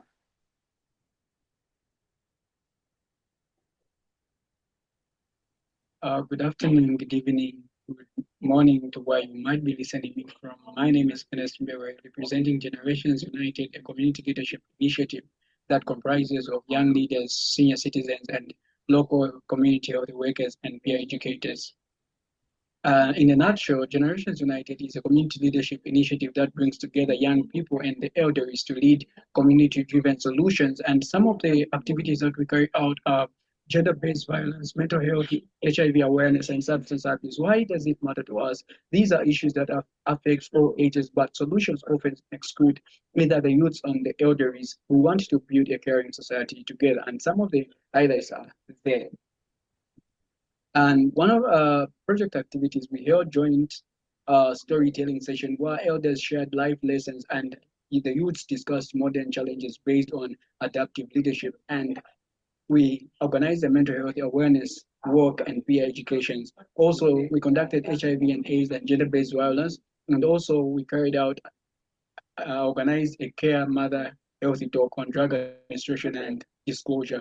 And some of the supporters are Guidance by three community health posts, community movers, and schools, and also neighborhood groups. And these projects carried out from July, and we still have ongoing projects that we are carrying out. And some of the highlights are there. And the results of we have 100 plus youths and elders participated in leadership roles, and also gender-based violence referrals increased about 40% due to peer-led outreaches. And also we held a mental health seminar and HIV testing that increased about 10% in targeted areas. And also some of the social impact and environmental impact that we have noted is that we reduced stigma and increased awareness, and also improved healthy healthy seeking behaviors, violence prevention, and also we have economic environmental impacts such as cleaner and safer spaces, community mobilization for safer environment, and also youth-driven environmental actions as well. And some of the challenges and the lessons that we've learned is that we started meeting under a tree when we were starting, but today we're able to meet in conducive areas. That what we've learned is that patience, commitment, and resilience is key. And some of the reflections is that to train more peer educators or community champions to multiply impact, to use drama, music, and sports events to reinforce awareness in youth-friendly ways. And also some of the future steps that we want to seek is that we want to seek grants and community contributions for ongoing activities. And also we want to move from awareness to actions and transformation as Generations United. And to give my acknowledgements, thank you so much for Keto programs for inspiring and supporting the creation of Generations United and nurturing young leaders committed to community transformation, and also Garden Side 3 for providing unwavering support, facility, and guidance that strengthened our healthy focused initiative and enhanced community trust. And also to community movers who have been the link to youths to creation of sports and activities, creating safe space for engagement, empowerment, and holistic well-being. With that being said, my name is Ernest Mbewe, representing Generations United. Thank you so much for this opportunity. Great. Thank you very much for the amazing presentation with the amazing timing, I would say even. So thank you very much. The next project that will be present, it is empowering local farmers through sustainable biopesticide practice. So welcome. This project is from Nepal. Thank you so much. Hello everyone, my name is Nisa Misra and I'm from Nepal. Can you please share screen? Yes, thank you. Oh, no, I think this. If not, I will share my screen. It's not your program, empowering local farmers through sustainability, right? Yes, this is my project. Sharing my screen. Are you able to see the screen? Yes. Okay, that's great. So I'm opening it. You can start. Okay.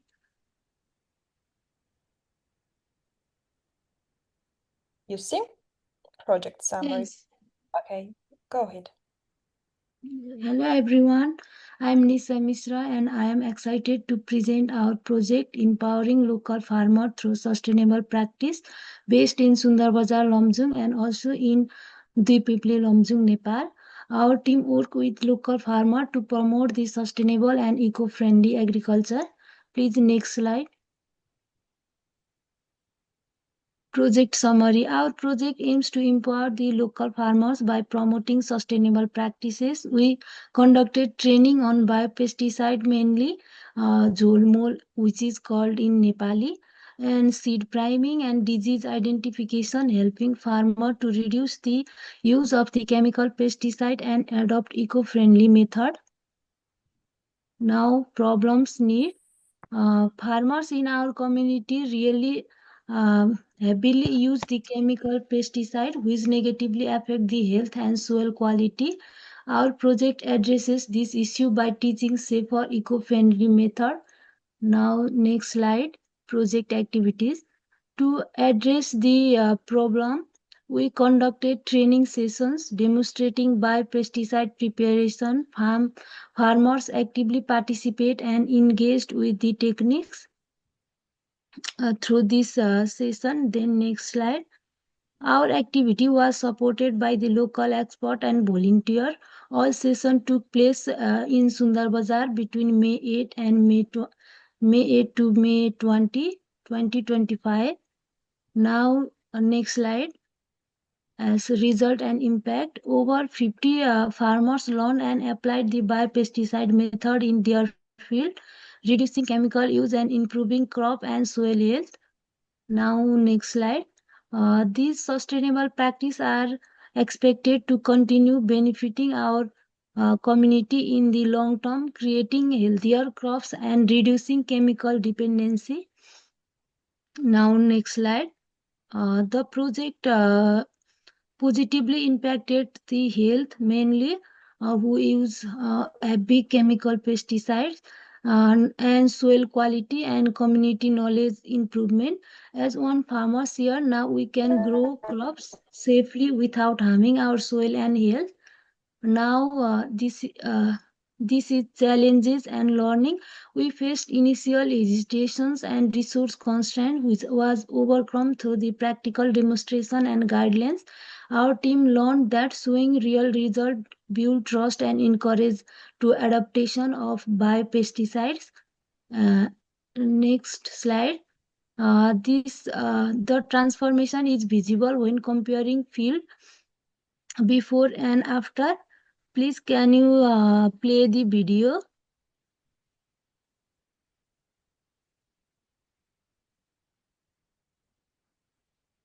Which one is video or both of them are videos? No, only Jolmol apply.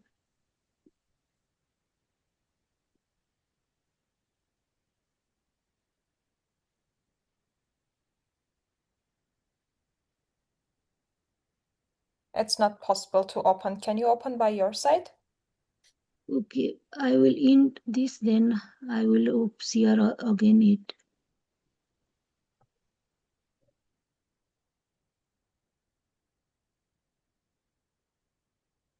So, okay, now thank you. Okay.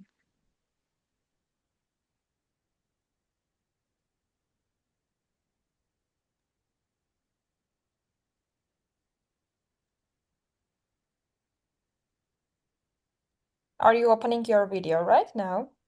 Okay, Yes. I can see the screen.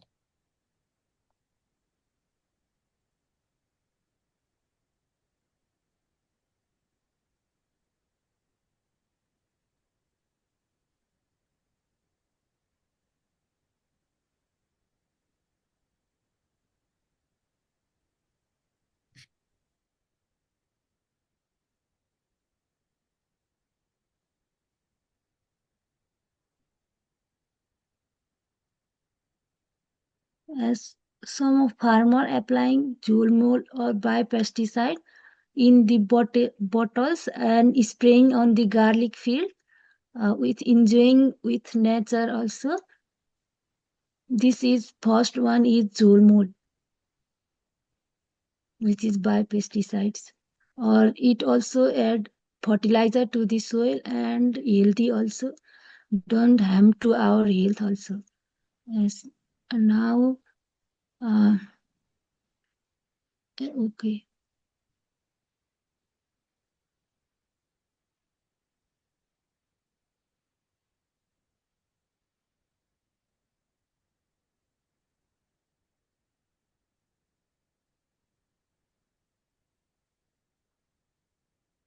Yes.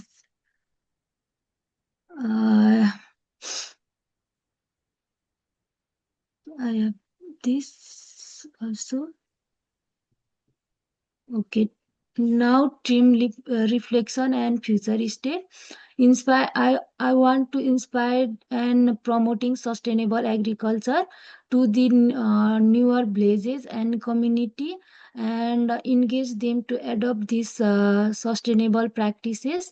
As Nepal import 16,064 metric ton pesticide in fiscal year 2023. If we applied this kind of these sustainable practices, it also help to reduce the pesticide dependence and improve our health along with the soil health. Thank you so much, Kectil, for giving me this opportunity, and thank you so much all participate. Thank you so much.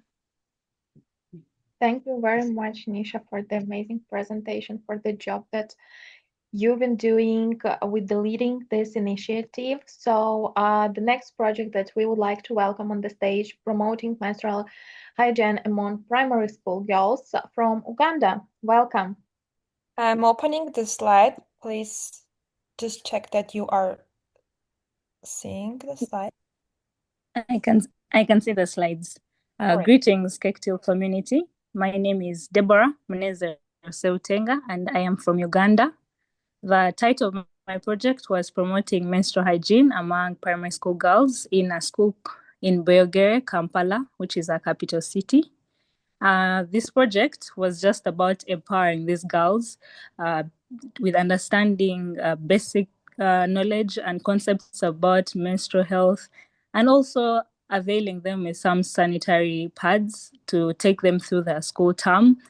So basically, our aim was to break the stigma around menstrual health and menstruation. So many girls face stigma, misinformation, and limited access to sanitary pads during menstruation. Uganda is listed among the top countries with period poverty.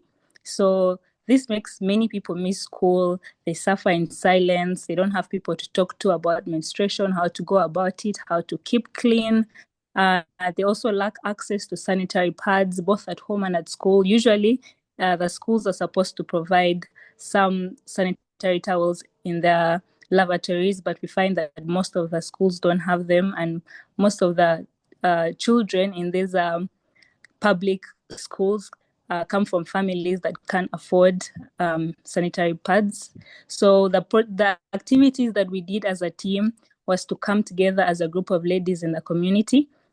Through our local church, we created a group, and then we contributed money financially to purchase sanitary pads, and also transported ourselves to the school on Saturday, 5th July, to have a talking session with these children, debunk some myths and misconceptions, and educate them. So most of the coordination, including fundraising, was conducted just through our WhatsApp group.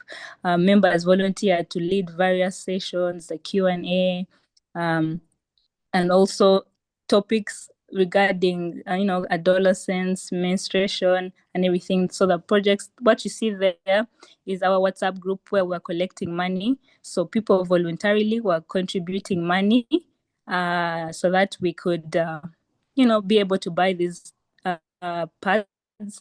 The picture you see, those purple boxes, those are boxes of sanitary pads that we're able to purchase. The other picture you see in the top right is a meeting that we had where we're, coming up with strategies on how we're going to go about this this day, what we're going to do, what we're going to teach them. So the result is a group of over 20 women joined the initiative, contributing financially and participating in the visit to the Buyogere Church of Uganda Primary School. We reached over 90 girls with interactive menstrual hygiene sessions and distributed 16 boxes of sanitary pads, ensuring each girl received at least 2 packs. So the remaining pads, we left them with the school administration to put them in their lavatory, so that if somebody got their periods during class, they could be able to go to the toilet and access these pads. So the sessions that we had, the educative sessions, demystified common myths. They taught the girls. Can we go back to the previous slide, please? Okay. So they taught the girls about these issues that they were facing. So the result is what you see there in the pictures, every girl holding at least two packets of sanitary pads. That's us after the session. So those were the results. We managed to reach over 90 girls. This project strengthened menstrual health knowledge among the primary school girls and increased their awareness of different sanitary products. It helps demystify misconceptions, as I have said.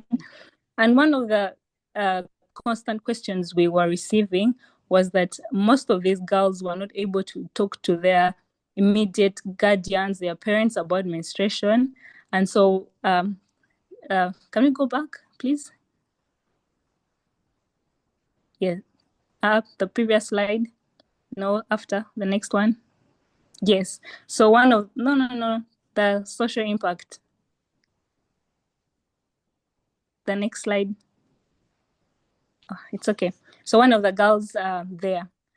One of the girls said, I lived with an uncle since my parents were in the village and couldn't afford to take care of me while I was in town.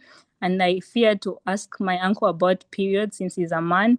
But then she thanked us, the ladies, for teaching her about her body, menstruation, and how to go about it. Let's go to the next slide. So one of the key challenges was securing permission from the school, because schools can be protective about who comes into the school and accesses children. So that was one of the challenges, seeking permission from the school management. Because we also went on a weekend, which is supposed to be a rest day, but that is the day that we could get. So that was one of the challenges. Another challenge was to get all the girls that we wanted, the girls who are in upper primary school, to make it for the session, which was also a challenge. But then the school management helped us in getting these girls together. So through this process, I learned the importance of effective stakeholder engagement, the value of negotiating solutions that create win-win situation, because we had to sit down with the school management and work out win-win solutions about how to go about this day. The pictures you see was before the session started and after, when every girl had been given a packet of sanitary pads. Can we go to the next slide? So there is a video from one of our team members. It's in PDF, as you have said. I'm not sure if it will play, but a video testimony from one of our team members who came with us to the school to carry out this project. Unfortunately, The last slide. open. Okay, yeah.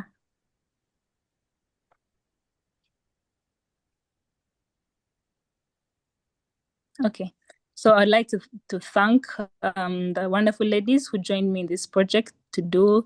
I'd like to also appreciate the school management for giving us the opportunity to go to the school and carry out this project, and the Kectil family for pushing us to do something impactful in our communities. Thank you. That's the end. Amazing. Thank you very much for such a outstanding job that you did. That's really, really great. And we are moving on to another project from Peru. The name Líderes con Juela. Welcome, and stage is yours. And at the same time, I'm opening the slide, so I think you can see now. Sorry, I would like to share my screen. Okay. Go ahead. Thank you.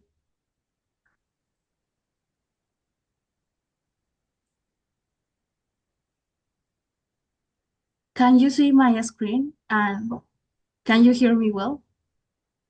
Yes, please Yes. continue. Okay. Well, hello, Kectil team. Hello, everyone. My name is Fabiola Cerron. I am from Peru, and today I'm sharing with you my Kectil project community, which is Líderes con Huella, or leaders with paw prints.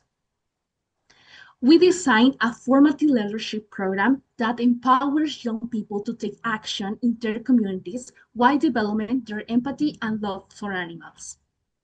The problem we need to resolve in our community, the abandonment of dogs and cats, is an urgent reality that reflects the lack of education and empathy toward animals from an early age. And at the same time, many young people want to create change but don't know how to start.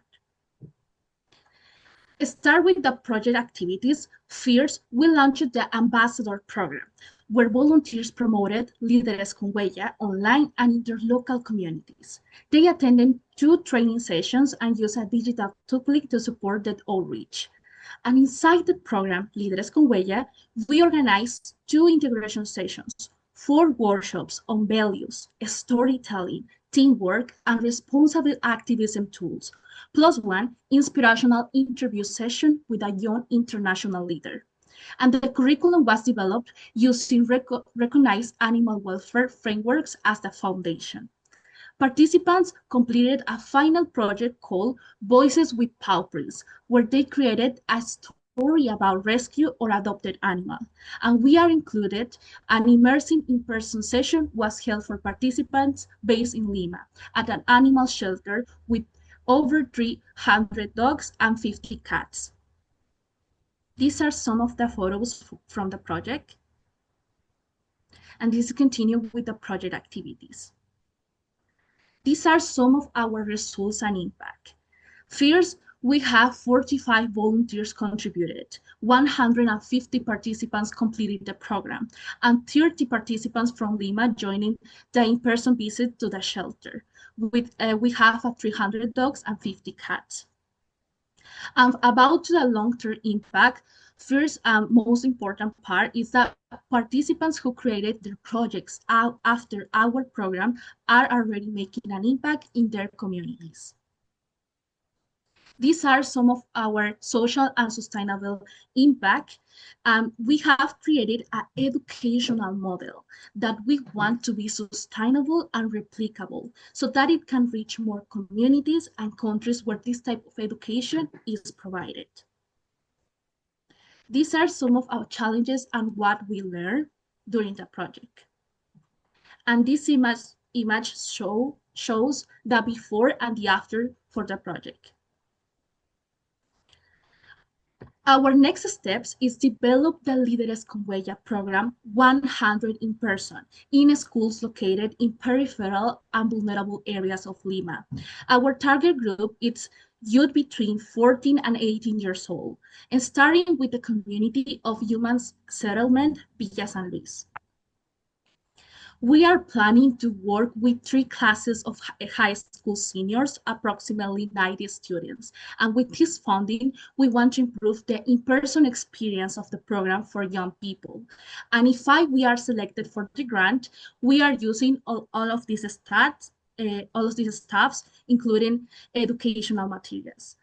And I would like to add, which is our goal is to create 2 in-person cohort per year. And if our resources are limited, we will continue with the virtual format as we have been doing. Thank you so much. Sorry, I don't know if it's possible that show a video, if the time permits. Yes? Yes, that's fine, yes. Oh, thank you. This is the video.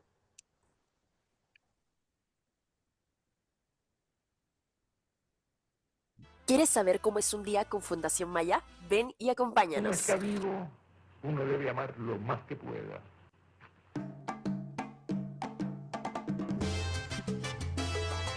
En medio del desierto de Cieneguilla existe un lugar donde los ladridos se convierten en voces de esperanza, un refugio que alberga más de 300 sueños de 4 patas. Bienvenidos a Can Martín.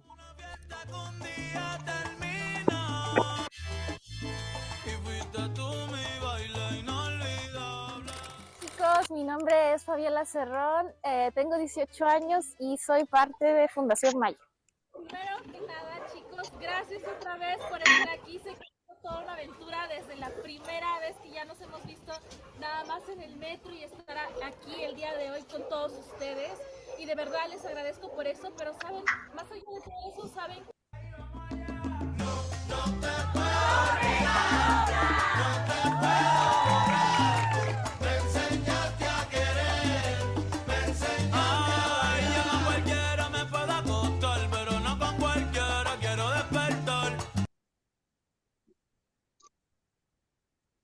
Thank you for the time, for the extra time. Thanks. Thank you for the amazing job, the outstanding project that you did. Thank you very much for the sharing, the insights and the impact you did. So the next project will be presented from Uzbekistan as a Kuwait where knowledge becomes power. Welcome, and stage is yours.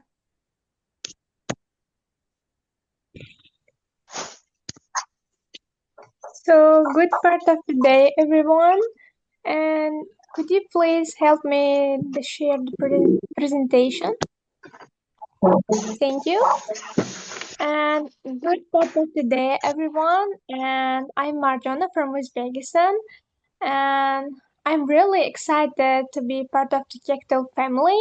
And now I'm gonna present my project called Ezakabat, where knowledge becomes power. And when it comes to the aim of my project, it exactly emphasizes the check and boost the university students' critical thinking and their knowledge. And also, in modernized era, most people tend to scroll social media, Instagram, TikTok, like this. In order to solve this case, I try to spend their quality time for useful things. I mean, if the person participated my project, they spend their time for gaining new information. The next thing is it promotes the online public awareness because of different questions from different fields. And also what problems I'm trying to address. The first one is, as I mentioned above, it emphasizes and it reduces the over reliance of AI, artificial intelligence, like ChatGPT or Gemini. And also in my country, by my project, most students try to use their brilliant minds, not heavily relying on the artificial intelligence. And also, I can see that my project solves different problems, and participants gain and improve their critical thinking, quick problem solving, mental flexibility, and cultural and ecological awareness. And the next slide. And also you can see from the picture my audience. And firstly, to evaluate and check the effectiveness of my project, I try to I shot from my course mates, and I try to change the things around me, not far from. That's why I tried to use my project for my course mates. And it was online, and I hold this project twice, July and September. And also the core part of the my project is like answering the questions and also broadening horizon. And the first thing is that the activities ecological questions. I conducted question answer sessions to raise awareness about environmental problems. And the second one is literature and critical thinking questions. In this case, participants use their critical thinking to broaden and think out of the box. And when it comes to results impact, the firstly, I admit that my project can be small scale and 5 people, but then I try to improve my project. For example, it total 15 participants, and I can say that taking action is the most important with small steps. And the next slide. Social and environmental impact. When participating in the project, learners can build their eco-immune attitude while answering the questions, attending sessions, and they also answering the questions. They learn how to protect the nature, and they also share public awareness. The next one is social impact. Also, the my project can be online, but they can create like a close-knit collaboration and close-knit family, and they also share their knowledge. And the most important thing is that great things can be done by small steps, say by my course mate, and also it's a participant of my project. And challenges and learnings, while conducting my project, I like across came across different challenges. For example, because I'm only organizer and leader of my project, the first one is time management, and also I need stable internet connection. And also I learned how to organize the online remote community, and I enhance my leadership skills, and I learned a lot. And the team reflection and future steps. And I can say that each participant in my project gain something new for themselves, and I'm really proud of this because they try to better than the previous version of themselves. And in future, near future, I'm planning to broaden my project circle, and also I try to enhance the activities of my project, and I will conduct sessions every Saturday to keep the project active. And my goal is to grow my project, for example, the 15 participants to 50 and more than 100 participants in the near future. The next slide. And thank you and credits. I thanks a lot for the Kectil community, for the org team, and all the organizational team because you pushed us to act like like this. And also, I try to um, begin my project, and I organized it, lead my course mates and also the people around me, and also I sponsored my project. Thank you so much giving this kind of chance for us. Thanks a lot.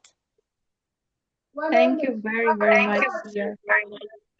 You're doing great job. So the next project will be Races Vivas from Peru. Welcome, and you can present.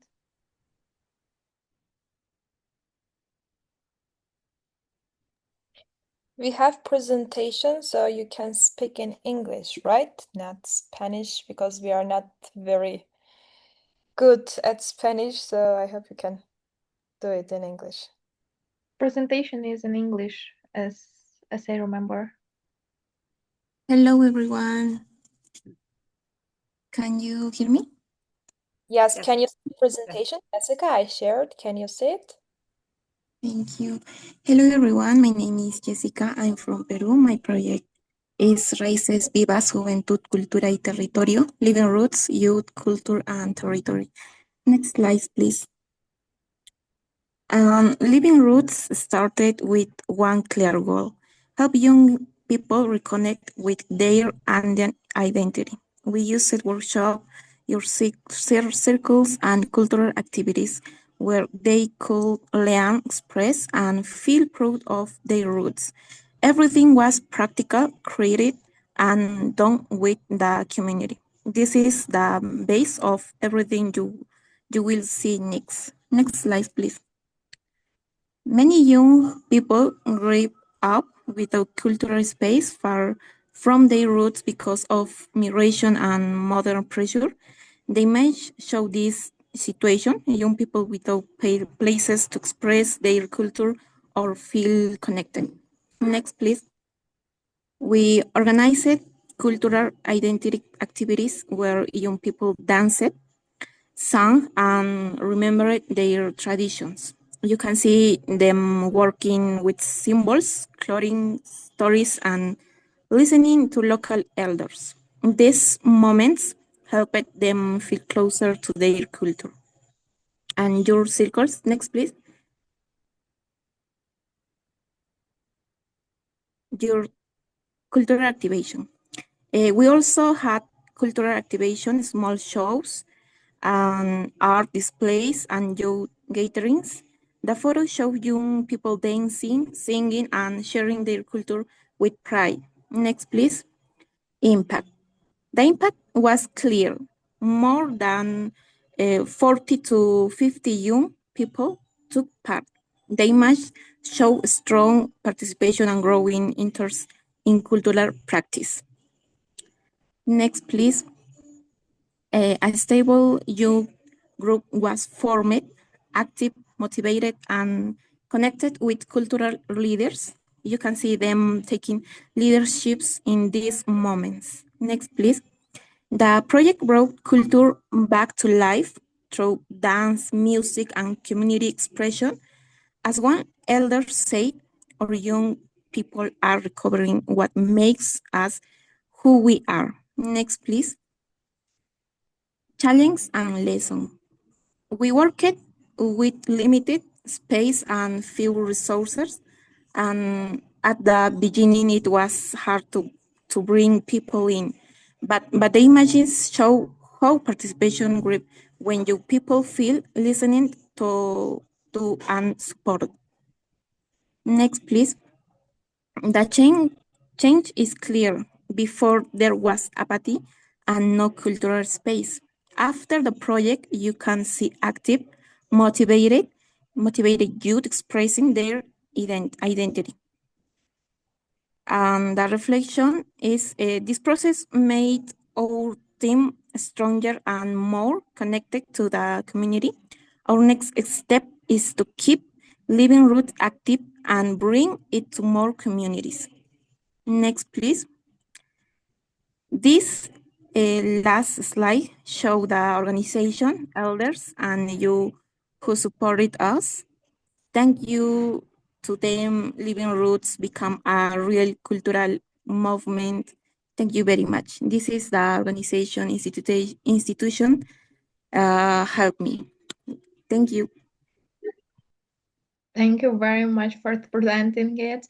It is really great to see that young people also care about cultural side of our communities because it's really important. And me as Ukrainian, I know about what I'm talking because Ukrainian culture also have a lot of challenges during the last century. So thank you very much for bringing this topic to the projects community. And thank you very much for the job that you're doing. And we are moving to another project, really nice project from Pakistan that calls Environmental Sustainability Project. So yeah, welcome to presentation. Can you hear me? Please, I would like to share my own screen if that is possible. Go ahead, Fatima. Thank you. Okay, can you see my screen? Yes. Excuse me. Okay.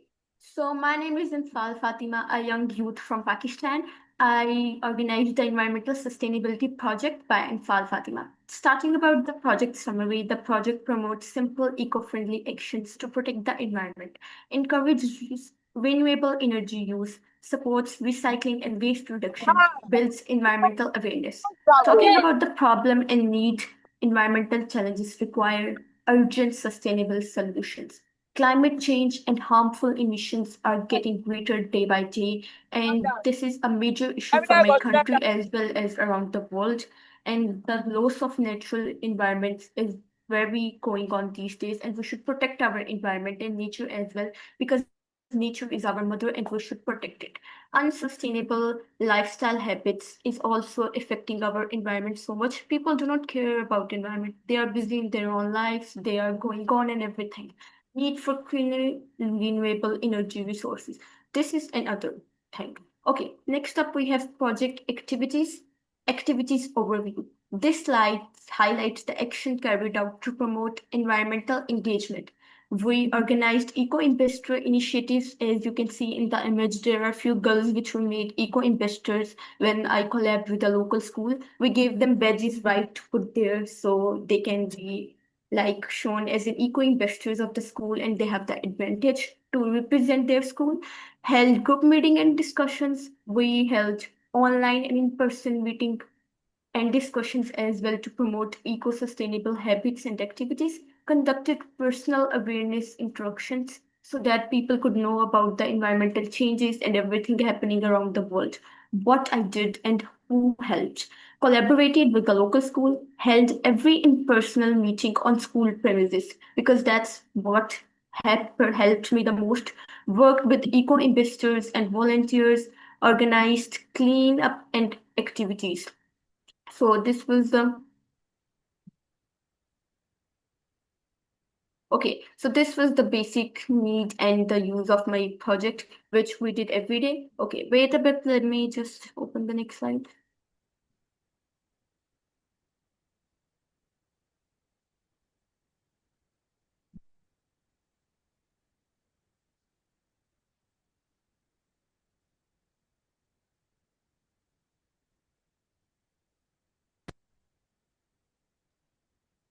Your screen is frozen right now. Okay, wait, just a minute.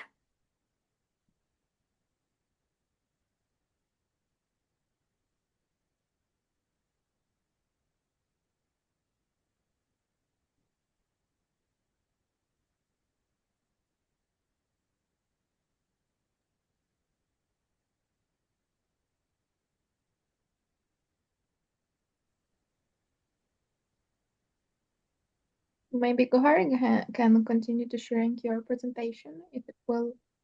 Okay, Okay, just because wait a minute. I'm trying just a minute. I'm sorry for the inconvenience too.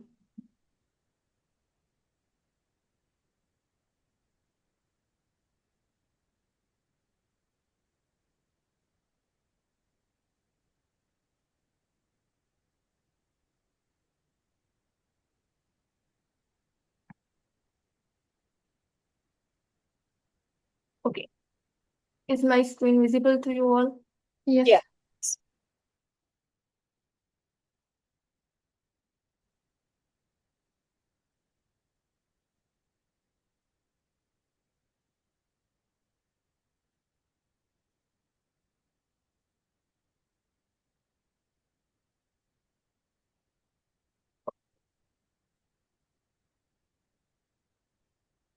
Okay. The social and environmental changes.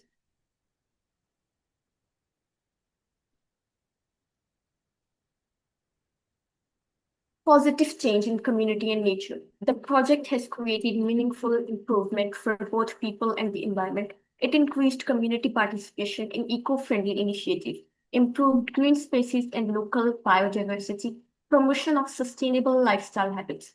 Okay, we also heard the voices from the community because it is the most important thing according to me. Local residents report cleaner surroundings, youth feel more motivated to protect nature. Families participate in recycling and tree planting. One of our community members even said, we have seen our neighborhood become greener and cleaner, and people are more aware of their impact of nature. Next, challenges and what I have learned. Overcoming challenges. While working on the project, several obstacles were faced and addressed. Limited resources for community activities, difficulty engaging all age group consistency, balancing environmental goals with local habitats. And the key learnings include effective communication is essential for community participation and collaboration strengthens both social and ecological outcomes. After here, I have attached two before and after images of the school, which we cleaned and even painted the school with colorful images so can children enjoy learning and participate in their daily life activities and go well.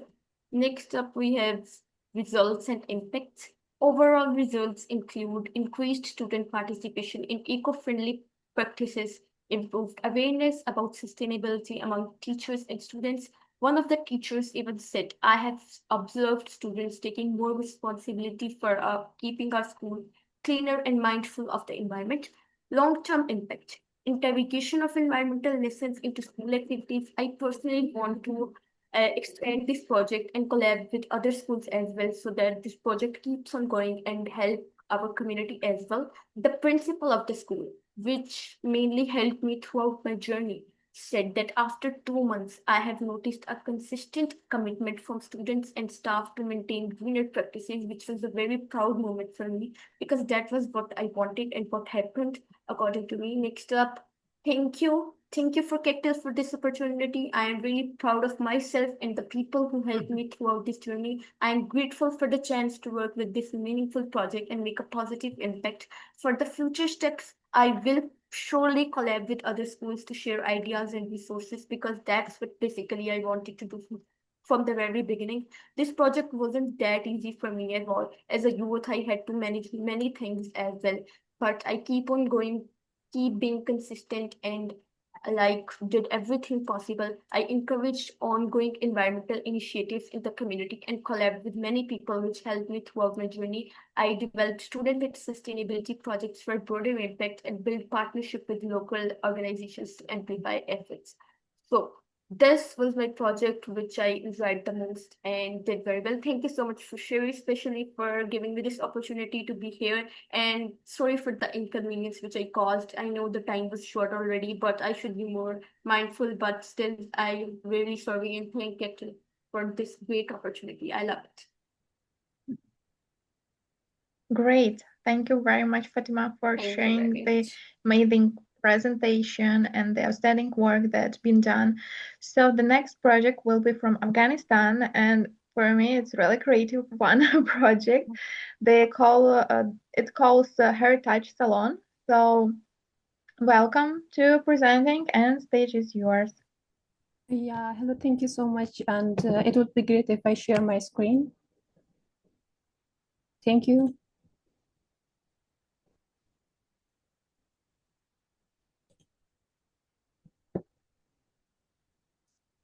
Do you have my screen? Yes, we have. Okay.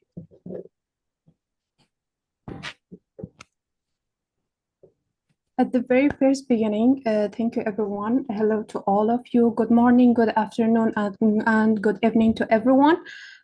This is Faiza Yusufi from Afghanistan, and currently I'm studying my bachelor degree in Bangladesh. And my project also took place in Bangladesh at Asian University for Women. Uh, I'm so excited to see all the projects from my colleagues, and they are all the best. So right now it is my turn to show my project to my colleagues. At the very first, I'm so glad to introduce all my team members from to everyone here presenting. The project director, myself, Faiza Yusufi, and the manager and nail artist is Jamila Osyan. Zohra Nouri is finance leader. Marzia Poya is marketing leader, and Yashna Ektar is training coordinator. Oswa Kazimi and also Frishta is photographer and our video editor, and Ko Wang is our makeup artist. And I will be thankful from the Entrepreneurship Club at Asian University for Women by supporting our project to be launched. The aim of our project is it is a student-run project inside the university and campus for students to self-growing and also initiative at Asian University for Women to empower females, those who are interested of entrepreneurship and also willing to have an income inside their academic journey and also learn new skills alongside their academic journeys.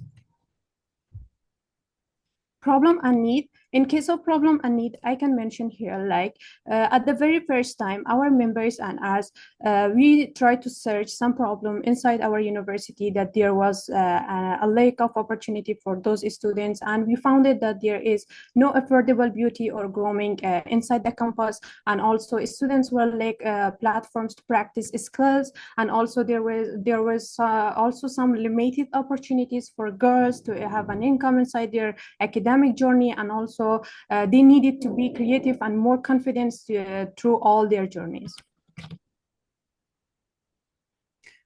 Our activities at the very first part that we began our project, we conducted some planning meetings, and also we chose some students who were talented in artists, and we assigned their roles, responsibilities, and also we prepared some services and pricing list for some of our services as well.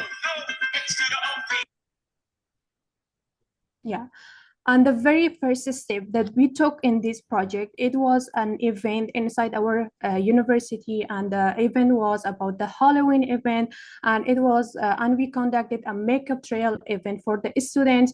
And instead of their makeups, they have to pay for our artists to have a better income inside while they are makeuping for them and providing some services for them. And also we promoted through our campus and also networking between the students. Our project took place in Chittagong, Bangladesh at Asian University for Women. It was on 28th of October 2025 and supported by Entrepreneurship Club at Asian University for Women. The result and impact, I can say it was most interesting part.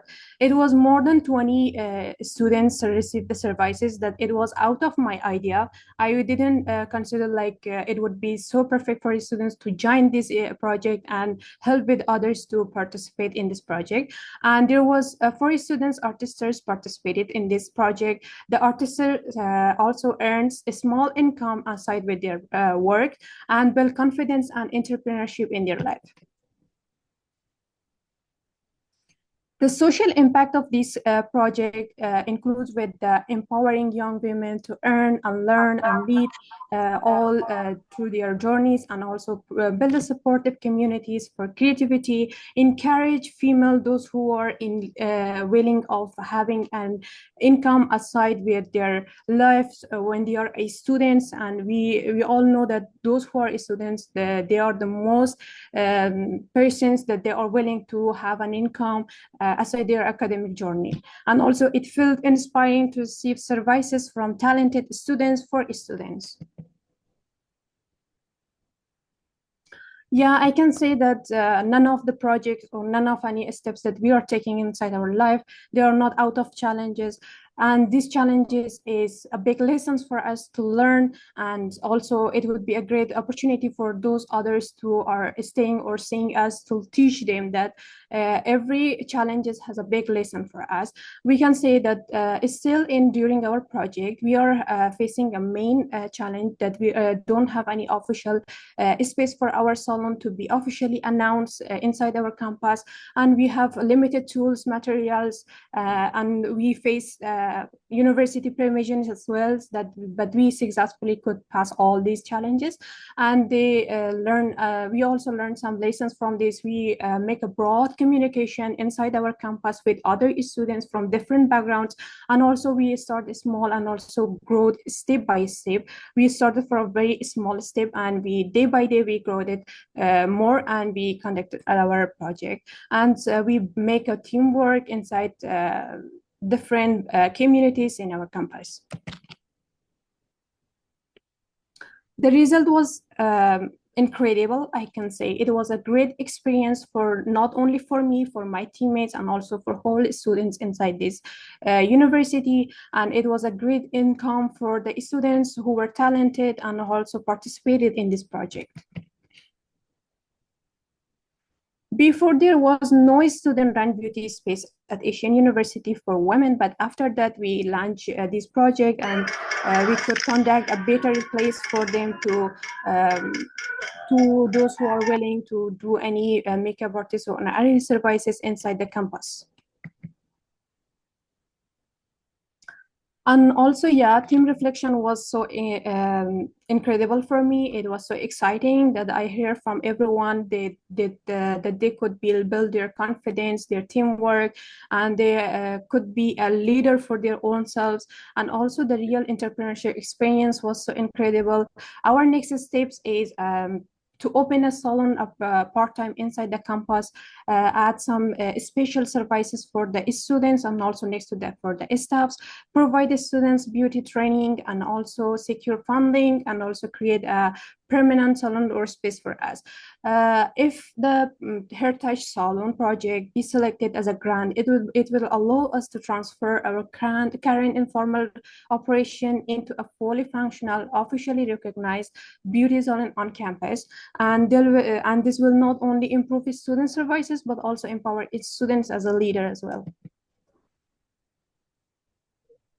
At the end, thank you everyone. Thank you for your time and consideration. And also a special thank from the Entrepreneurship Club at Asian University for Women for mentorship and also supporting. And I would be great to have a special thanks to the Kectil program for this incredible opportunity, and Shirley Knowles as the founder of this program. Thank you so much, and have a nice time ahead. Thank you very, very much for this idea, for this project that you realized. That's outstanding job that's been done. And thank you very much for that. And we are moving on to another project. This is a project from Haiti that's called 30 multiplied by 30. So welcome on the stage.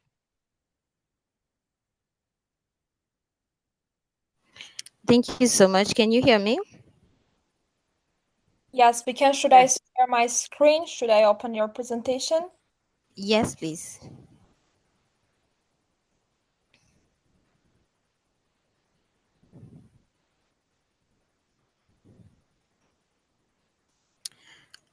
Okay, so today I'm going to present to you the 30 times 30 project held in Port-au-Prince, Haiti.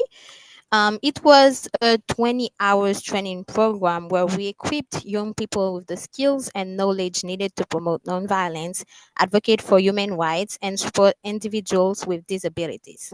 You are probably wondering why this project. So in Haiti, 50% of the population are people with disabilities, and they face severe inequalities and violence. Recent report revealed ongoing structural discrimination and frequent violence against disabled individuals. Violence in Haiti is rising, and right now in 2025, nearly 1.3 million people, including persons with disabilities, have been forced to flee their home and leave everything they own because of gang violence. So we thought, why not create a project where we can promote nonviolence, support disability rights, and develop young person cultural competence. I'm in the slide 4, I guess, I think. Yes. So we thought, why not create a project where we can promote nonviolence, support disability rights, and also develop young people cultural competencies. Next slide, please. For the activities, we first recruited 10 volunteers through application, and also recruited 10 professionals to conduct the trainings. We also recruited 30 beneficiaries aged 18 to 35. We find a venue in a safe area in Port-au-Prince for 6 days, 4 hours a day, where we organize interactive workshops on specific topics like human rights, disability rights, inclusion, abolition, empathy, leadership, deaf culture, and sign language. We also provided certificates of participation and certificates of recognition to professionals and volunteers. Next slide. For the results and impact, we have 20 participants, 10 professional partners, 10 volunteers involved, 20 hours of training. So we had 20 direct beneficiaries and 100 indirect beneficiaries. Next slide. Next, with the result, most of our participants were students, 69% were students, and people aged 20 to 24. Next slide. And 75 of the participants evaluate the training 4 onto 5. We also have 69 of the participants that said they feel ready to share what they have learned throughout the training. Next slide, please.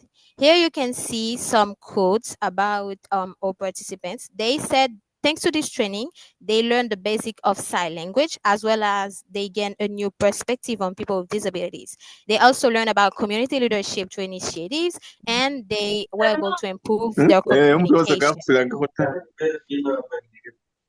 Next slides. About the challenge of the project. It was difficult for us to find a low-cost venue with all the necessary amenities. It was also difficult to find to recruit lecturers and to have people who actually registered to show up to the sessions.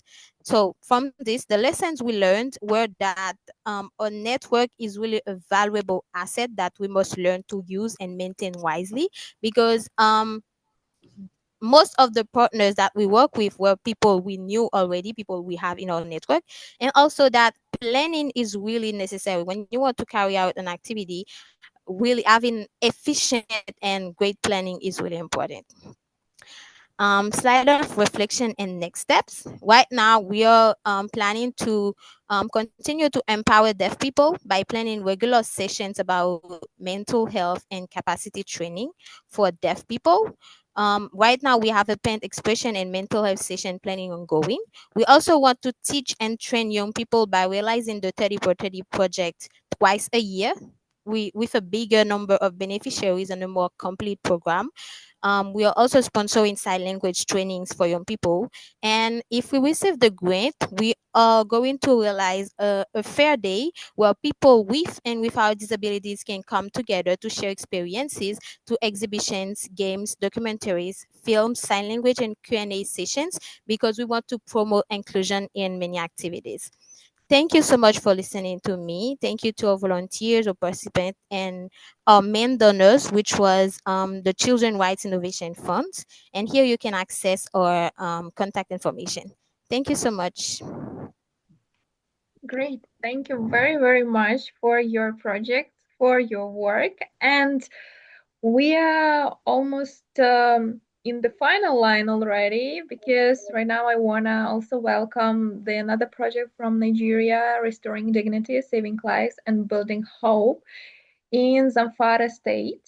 This is the last presentation will be for today, but we still have a lot of announcements today. So please stay with us and we continue. So welcome. Hello, good evening, everybody. Coming from Nigeria, actually. I am Marvelous Chizaram Chikisi, and today I'm going to be sharing my project on the provision of water, right? Next slide, please.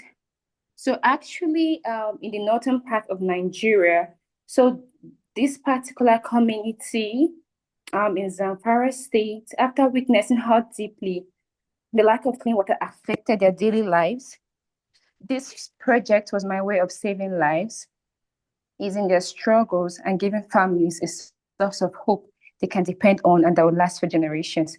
Next slide, please. So for years, this community in the northern part of Nigeria has lacked access to clean water, exposing the community to disease, hardship, and a cycle of vulnerability. I was driven to act because water is more than a necessity. I believe that none of us can stay without water. Anyways, this particular community did not have any source of clean water. And I believe water is life, it is dignity, it is hope. And this project provides a lasting solution that will protect the lives of these community people and for generations. So actually, first of all, July 4th, I went to the community to understand their situation and to confirm their need for clean water. August 1st, I had to meet with the village head in order for me to share my intention and to seek his support. July 1st to November 6th, I reached out to individuals and organizations asking for support to make this project possible. Actually, next slide, please. So on August 18th, I conducted a borehole survey. So when you want to provide water or build water, you have to carry out a survey test showing if this particular community has water or not. So I confirmed that this particular community with the place allocated to us had water. So I carried out a borehole survey and then I drilled the borehole. I purchased and installed a hand pump, and on November 10th, I commissioned the water project. So in the picture, hold on please, in the picture you can see me carrying out a borehole survey to check if there's water in the particular allocated land. And the second slide, you can see the community people, they were so excited doing the water drilling. And the third slide shows me installing the hand pump. And then the last picture actually shows me commissioning the project. Now, this community has reliable access to clean water, ending years of daily struggle. Actually, 100 households and more are currently benefiting from this borehole project. Families have actually been able to save hours that families spend going to far distances to fetch water. I cannot even imagine the hardship and the pain and the struggle they have to go through just to get water. And now, finally, the community has better health hygiene and quality of life. So the result and impact, this water provides a lasting source. The borehole provides a lasting source of clean water, addressing a problem that had affected generation. It restores hope, dignity, and confidence, showing that a focused effort can transform lives. And beyond immediate benefit, it has set a stage for more development to take place in that particular community. So now this next slide, please, sorry. So now the social and environmental impacts, you can see now that the community is much stronger and healthier. Clean water has significantly reduced the waterborne diseases, which causes cholera and then from there leads to death. It has improved their hygiene and it has empowered families, the women, the children. And now it is a sustainable, it's a reliable source for people for long-term use of local water resources. So I actually got a quote from a community member, and the community member said, "We are so happy to have water, and the pump which I constructed for them that brings out water is very easy to use."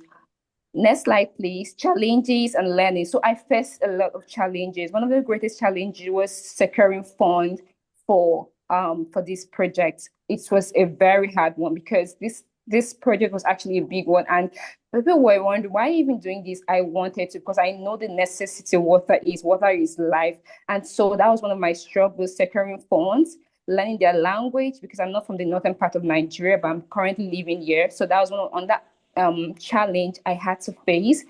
And then, but through it all, I was able to learn the basics in their language. I had to follow through. I did not want to give up because I knew that this project was going to last for generations.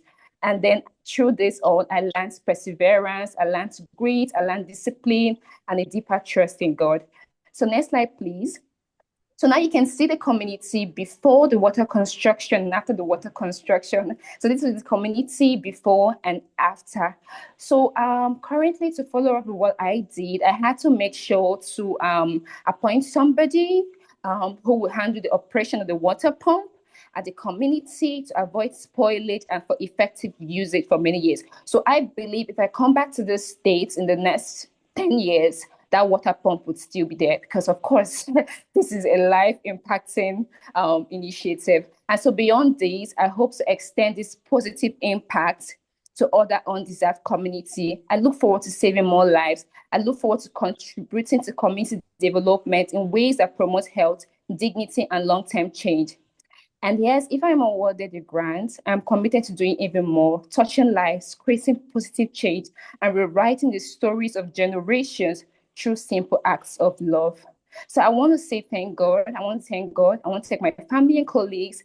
I want to thank Rural Water Supply that actually supported after much persuasion, right? I want to thank some other governmental officials. And finally, I want to thank Kectil. I mean, I am proud and happy to be a Kectil Code 2025. It's a privilege and an honor because, I mean, Kectil ignited the spirit of making a difference in me. And I can say today, there's water for this particular community. And beyond just this particular project, I also donated mosquito nets to pregnant women because of malaria. Malaria is a very serious thing here in Nigeria. Just last month, 2-3 people died of malaria. And it's a very disturbing factor. So I was able to donate my slides could not be shared because of time constraints, but nevertheless, the Kectil community, project community,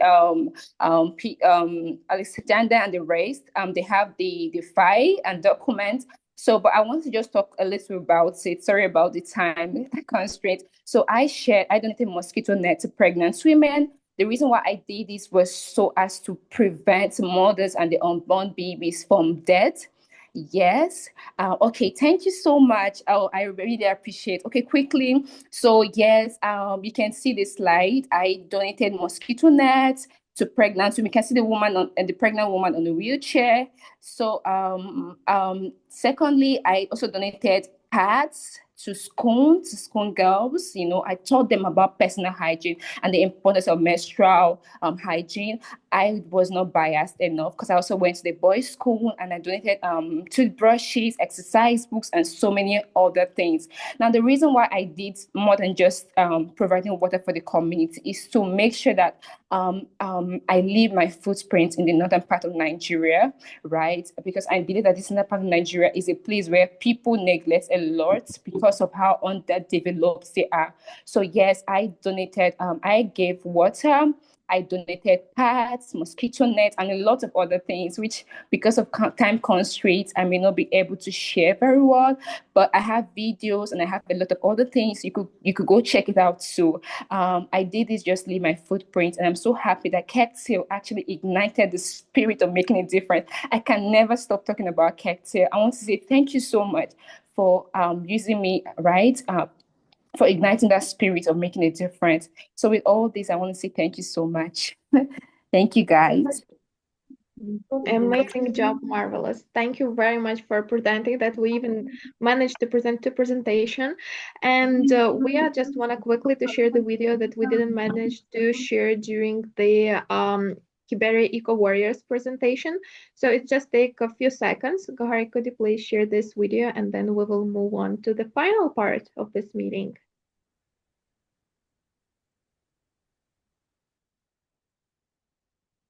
Hi, how are you doing? Today we are privileged to be here in Kibera we are doing a cleanup. We usually do the cleanup every month.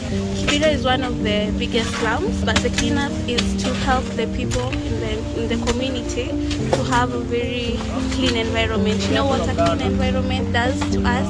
Most of the businesses will be affected with the smell, and so when we do this, we are trying to also motivate the people to work in a very clean environment. We also know that stagnant waters bring mosquitoes, so we are here to also just try to eradicate mosquitoes which cause malaria in this community. So we are hoping and calling for people to always look for a better environment like this and to make Kibera a safe place. So yeah, thank you. Hi, how are you? Great. Thank you very, very much for supporting me, Goharik, with the sharing all presentations and videos. And thank you all the teams for the presenting their projects, for the outstanding work that's been done during those months of the Kectil Community Project. So before we are moving to the one of the exciting part of this meeting, I just want to quickly do some announcements to you. So what our team prepared to you, some opportunities. So for all the projects that took a part of the Kectil Community Initiative, we propose to record interviews. Of course, if you wish about your projects, take some podcast with you and do a publication of an article about the projects and the impact that you've been done on our Kectil website and our social media. As well, we are going to create and share next week the Kectil Community Projects Network chat that going to also support you during your next steps and next development achievements of your projects. So all the projects will be invited to join a new community space dedicated to ongoing collaboration that will help you for promoting your projects, to developing, getting some new ideas, new partners, and of course, great support from our huge, huge Kectil family. Yes, and also some of you already asked about feedbacks of your projects, and our team also offering you the opportunity to request a feedback session with your project reviewer. That will be one of our board members that did reviewing of your project. So you will be able to get a session with our board member to get any feedbacks, how better develop, how engage with the different partners and so on and so forth, and also mentoring session with the Kectil board members or Kectil alumni. And yeah, we are moving to the exciting part, and I want to pass the word to our Sherry, the founder and executive director of the program, to announce winners, and not only. So Sherry, stage is yours. Okay, wow. We've been through about 2.5 hours now of projects all around the world. So what do you think? It's been absolutely amazing. So we've gone through, we've seen projects on mental health, on hunger, on education, on healthcare, on grooming, on pollution, on clean water, on education, on the environment, on hunger, on stray animal health, right? On period poverty, on all kinds of poverty issues, the proper use of AI, the proper use of the internet, entrepreneurship, disability, connection with cultural identities.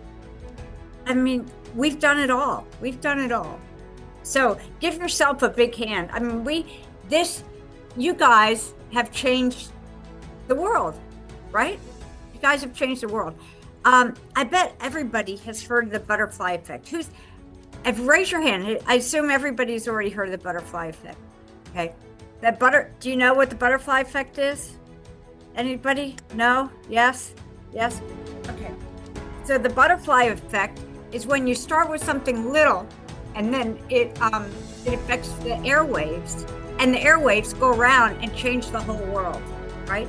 And that's what you're doing. That's what you're doing. You are coming up with projects which are going to last past this year. Hopefully you're going to continue with them. Hopefully Kectil created a seed in your country and you're going to make it bigger and bigger. So butterfly effect. Butterfly effect means a small, seemingly, small action that has a huge, unpredictable consequence, right? That's what you guys just did. It's used to describe how a certain decision can trigger a chain reaction leading to major outcomes. Okay, that's what Kectil did. That's what we did in our very first year. We started, you guys, not us, you guys, we threw this out. Alexandra was, as I said, the brainchild of it. We just said, we want to start community projects. You figured out what you wanted to do. As I said, that's what youth leaders do.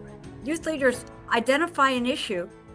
They become the mentors. They have a brainchild. They use their creativity. They say, here's a project. How are we going to solve this? Every one of you is a leader. You just showed it. You're a leader. Okay.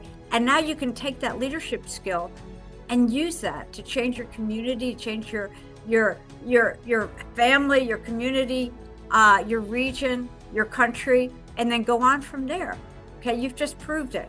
So that is so cool. Every single one of you on this call is a leader, and you've stayed on. We've had, almost over 100 people on this call, and we're still at 85 for 2.5 hours listening to community projects. So, wow, how great is that? Okay, so, we think everybody is a winner. Of course, we're going to give out some prizes. And Dear Sherry, yes, sorry for interrupting. Yes. Goharik will help with the sharing screen with the certificates once you will announce. So she will help with the showing certificates on the screen. Okay, fantastic. See, this is great. Okay, so I can't tell you what a hard time we had picking the first prize. We talked and talked and talked. Okay. First prize. First prize comes from Nigeria, and it is the first one we heard, right? Building stigma, fostering mental well-being, and inclusive communities. That is the big prize. It's going to favor, and this is on mental health. And the reason why we selected mental health is because we have seen in the Kectil program that mental health has such a huge impact all over the world on youth. Okay, so what Favor did was he created the first mental health club in Edo State in Nigeria, and what we want to do is scale it. And this is going to help do it. So where's Favor? Let's get Favor on here. Let's see if I'm here. we can get him on. Okay. What we want you to do is use this money to scale it. And one of the things that we loved about this is that it's not just for females. Females are more talkative, okay? Males do not want to talk about mental health issues, right? They don't want to talk about mental health issues. They're trained to be tough. They're trained to be tough. They're trained not to talk about their emotions. They're trained not to talk about mental health. But then what happens when you don't talk about mental health, it just stays inside you and causes lots of problems. We see mental health issues all over the world in youth and youth leaders, and it's crippling. It's crippling. It's crippling. So what we want to do is, what we want you to do is take this money to scale what you're doing, okay? And try to start these programs in other states, and it's as big as you can make it, okay? Start those high school programs on mental health. Bring the males in as well as the females. Females are always the first ones to open up because they're more talkative, naturally more talkative, okay? Men are less talkative. But this is something that we have to do. Last year, at the end of the year, we asked all the Kectil colleagues which assignment did they think was the most important for them, and they answered mental health. And the reason why is because they had a They problem do talking it. about it. Can everybody get on mute, please? Okay. So they have a hard time talking about it. We've got to open that conversation. We have to say depression, addiction, suicidal thoughts, maybe alcoholism, drug issues, domestic violence, all these things. Youth need to talk about that, and you need to get it out on the table, and everybody needs to support each other. And that's going to make a healthier community. Okay. So congratulations to you. Would you like to say anything? You got the big award. Okay. Am I audible enough, please? Hello? Yes, we're listening. All right, thank you very much. First of all, I'm speechless, but I'm going to try as much as possible to express myself, because mental health is one topic that is very, very, very important to me, not just, based on its significance in society, but also based off personal experiences. And due to the country's current state, talking about sustainable development, talking about technological advancement, mental health is one of the most important aspects, of these courses, but relatively, it is still one of the most ignored, especially in this part of the world. And the reason for that is people are not even aware, there should be anything, or there's a topic such as mental health. People are not aware of the importance of mental health. And without awareness, there's an heightened level of vulnerability. So we want to appreciate, my team and I want to greatly appreciate the Kectil program for this opportunity. And we promise to scale the project, as you've also said, extend it to other states, and starting with public high schools, which are very, very limited when it comes to facilities and support systems. We promise to scale it through the schools and, of course, into the society as well. Thank you very, very much. We are grateful. I'm still trying to... Oh, sure. Well, that's great. And we'll be checking in with you, and we'll want you to be giving us a report, give us status along the way, and give us a report of what you're doing. Sure. Thank you very, very much. Thank you very much. Absolutely. So congratulations again. We're expecting great things. And I mean, Nigeria is a very big country. And so we want you to expand to the whole place. Okay. Don't limit yourself. Get your team ready, expand it. And let's talk about that next year. Okay. Okay. Second prize. And all of you deserve prizes. Okay. Okay. Second prize goes to the Green Code Project in Uganda. Okay. With Singia. Can you get on? And this is amazing because it was talking about young kids who have hunger. They can't go to school. You saw these kids are so hungry that they can't even start their education because they don't even want to go to school because they're too hungry. So that's huge. That is huge. And you saw the look on the face of the youth when they were able to not only get food but participate in creating their food, right? This is what they did. So we really, really appreciate you. If you want to get on and say something, please do. Your videos were amazing. You're one of the first people to actually submit your video and your information. So we knew you were so committed. We need to keep our young people in school, like the little ones. We need to keep them in school. They're not going to want to stay in school if they're so hungry they can't even get there. Okay, that's the first thing. And then to let them participate and teach them about the earth and teach them about growing plants. And we saw a lot of the youth there eating corn. Corn is a sustenance of life. Think of how many cultures in the world are based on corn. Our corn, even in the United States, based on corn. And so growing all these different vegetables, they're healthy, they have minerals, They feed you, they take away the hunger. And we think it's a great idea. Again, we want you to use this to scale your project and to take it even to other schools and to teach others how to create these farms and have the youth have a positive relationship with the soil.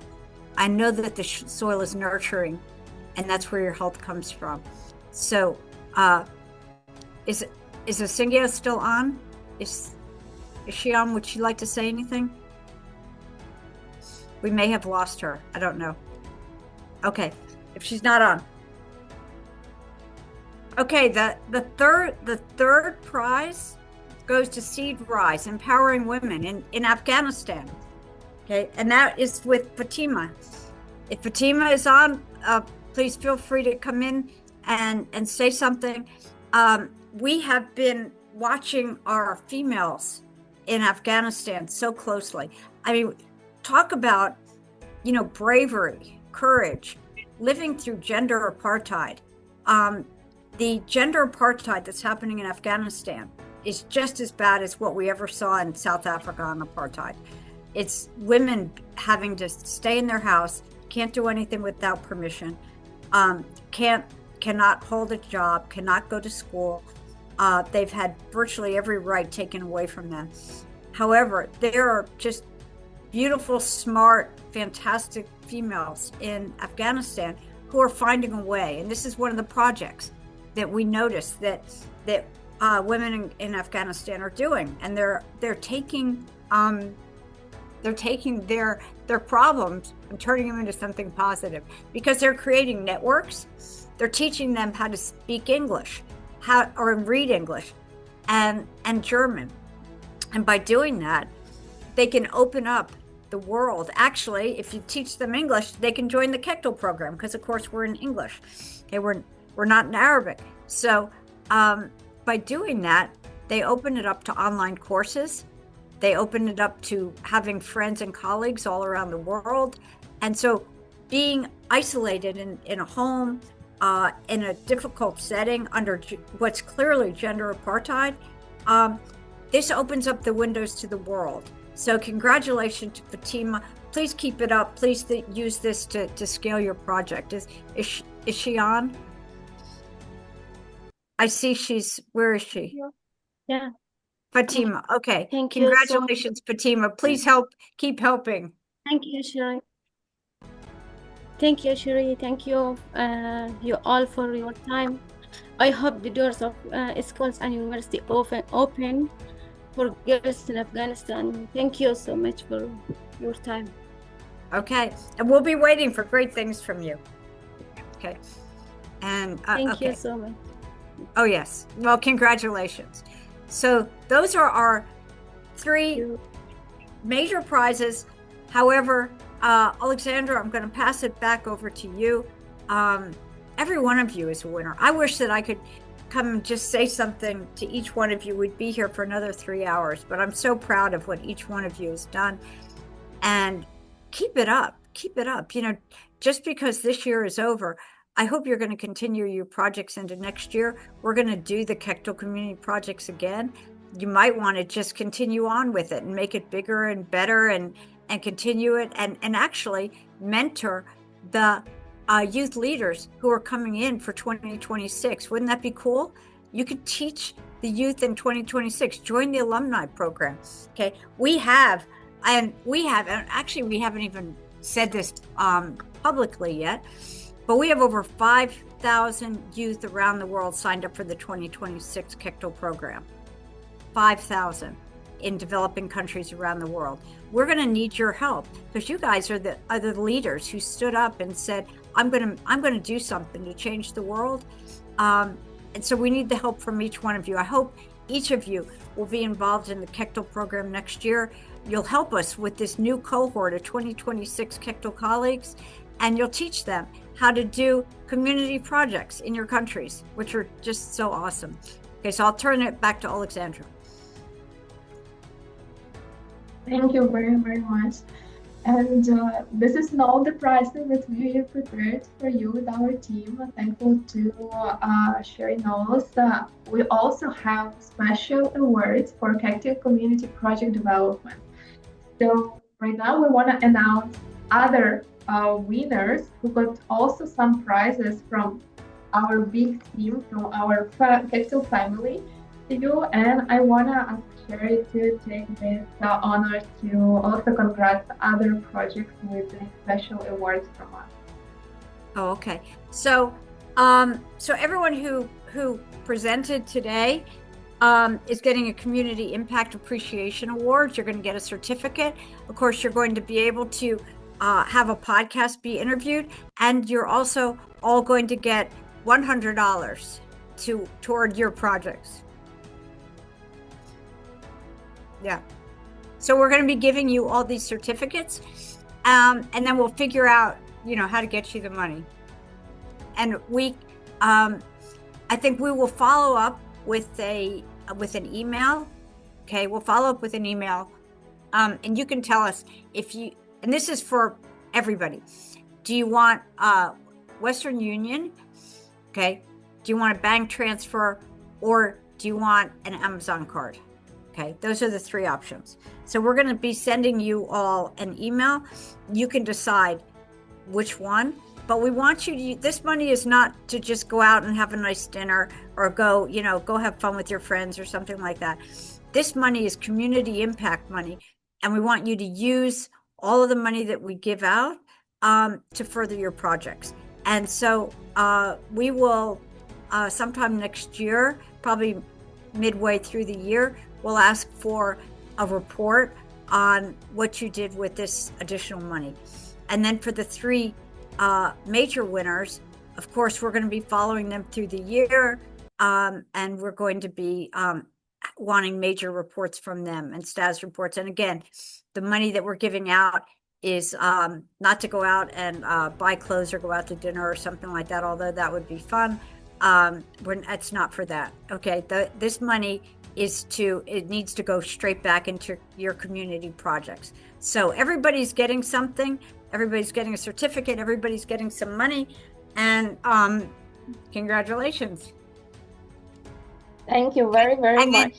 Yeah, and then you also will get to be famous because you're going to be on a podcast and be interviewed. Guys, I would like to ask you, just open your cameras. I will just one last shot with all your eyes. So unfortunately, me and Alexandra will not be able to open our cameras, but let's have it. So let's wait 1, 2 more seconds, and everyone is opening cameras. Great, I see more faces. Okay, I count 3, 2, 1, and it means that I will take it. I want to see the most attractive faces, the most beautiful ones. So let's go. I will take 2 times because we are a lot of people here. 3, I need to wait. 3, 2, 1. You have first picture and 1 as well. 3, 1. Thank you guys. Okay. And I want to clarify, when I said that the people who have the Community Impact Appreciation get $100, that is by team, not by person. So if you have 12 people, that doesn't, this is $100 for the team to continue your work. Okay. Thank you very much, Sherry. And thanks all the team for your hard work, for the impact that's been done from your side. Each team that's been presented today got awards, got special awards, and we congrats all of you. And as we come to the close of today's final presentation meeting, I also want to say that each participant from the Kectil Community Project will get certificate of participation that we will share next 2-3 days with the link, so everyone will be able to download it. And also all team leaders that lead the project will get certificate of leadership. So Yeah, those all information you will get as soon as possible next few days. So please check your inboxes during next few days where you will get information from our team. I would like also to express on behalf of the Kectil board how deeply proud and inspired we are by each one of you. And yeah, today we have seen powerful presentation, creative solutions, and courageous leadership in action. So every one of you has contributed to meaningful change in your community, and your dedication, resilience, and willingness to serve others truly embody the spirit of the Kectil Leadership Program and the Kectil Community Initiative as well. So to all participants, thank you for your hard work one more time, and for your time and your belief in the power of youth-led initiatives. Also, thank you for all of your questions during those months that we received on our mailbox. Thank you for opportunity to mentoring you and seeing how your project developing during those months. And I want to just encourage you to continue engaging with the Kectil Community Project Network.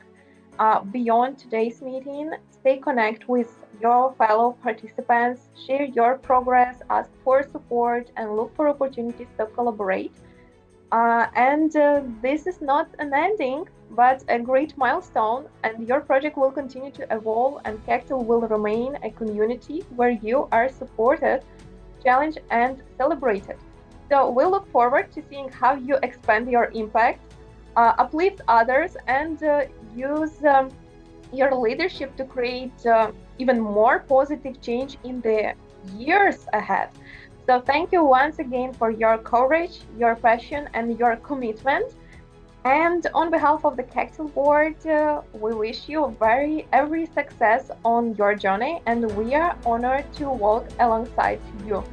So thank you very much for the job you've been done. We are so proud of you, especially me, because I've seen each project during those months. Oh yeah. From the first idea, from the first question that they raised to our team.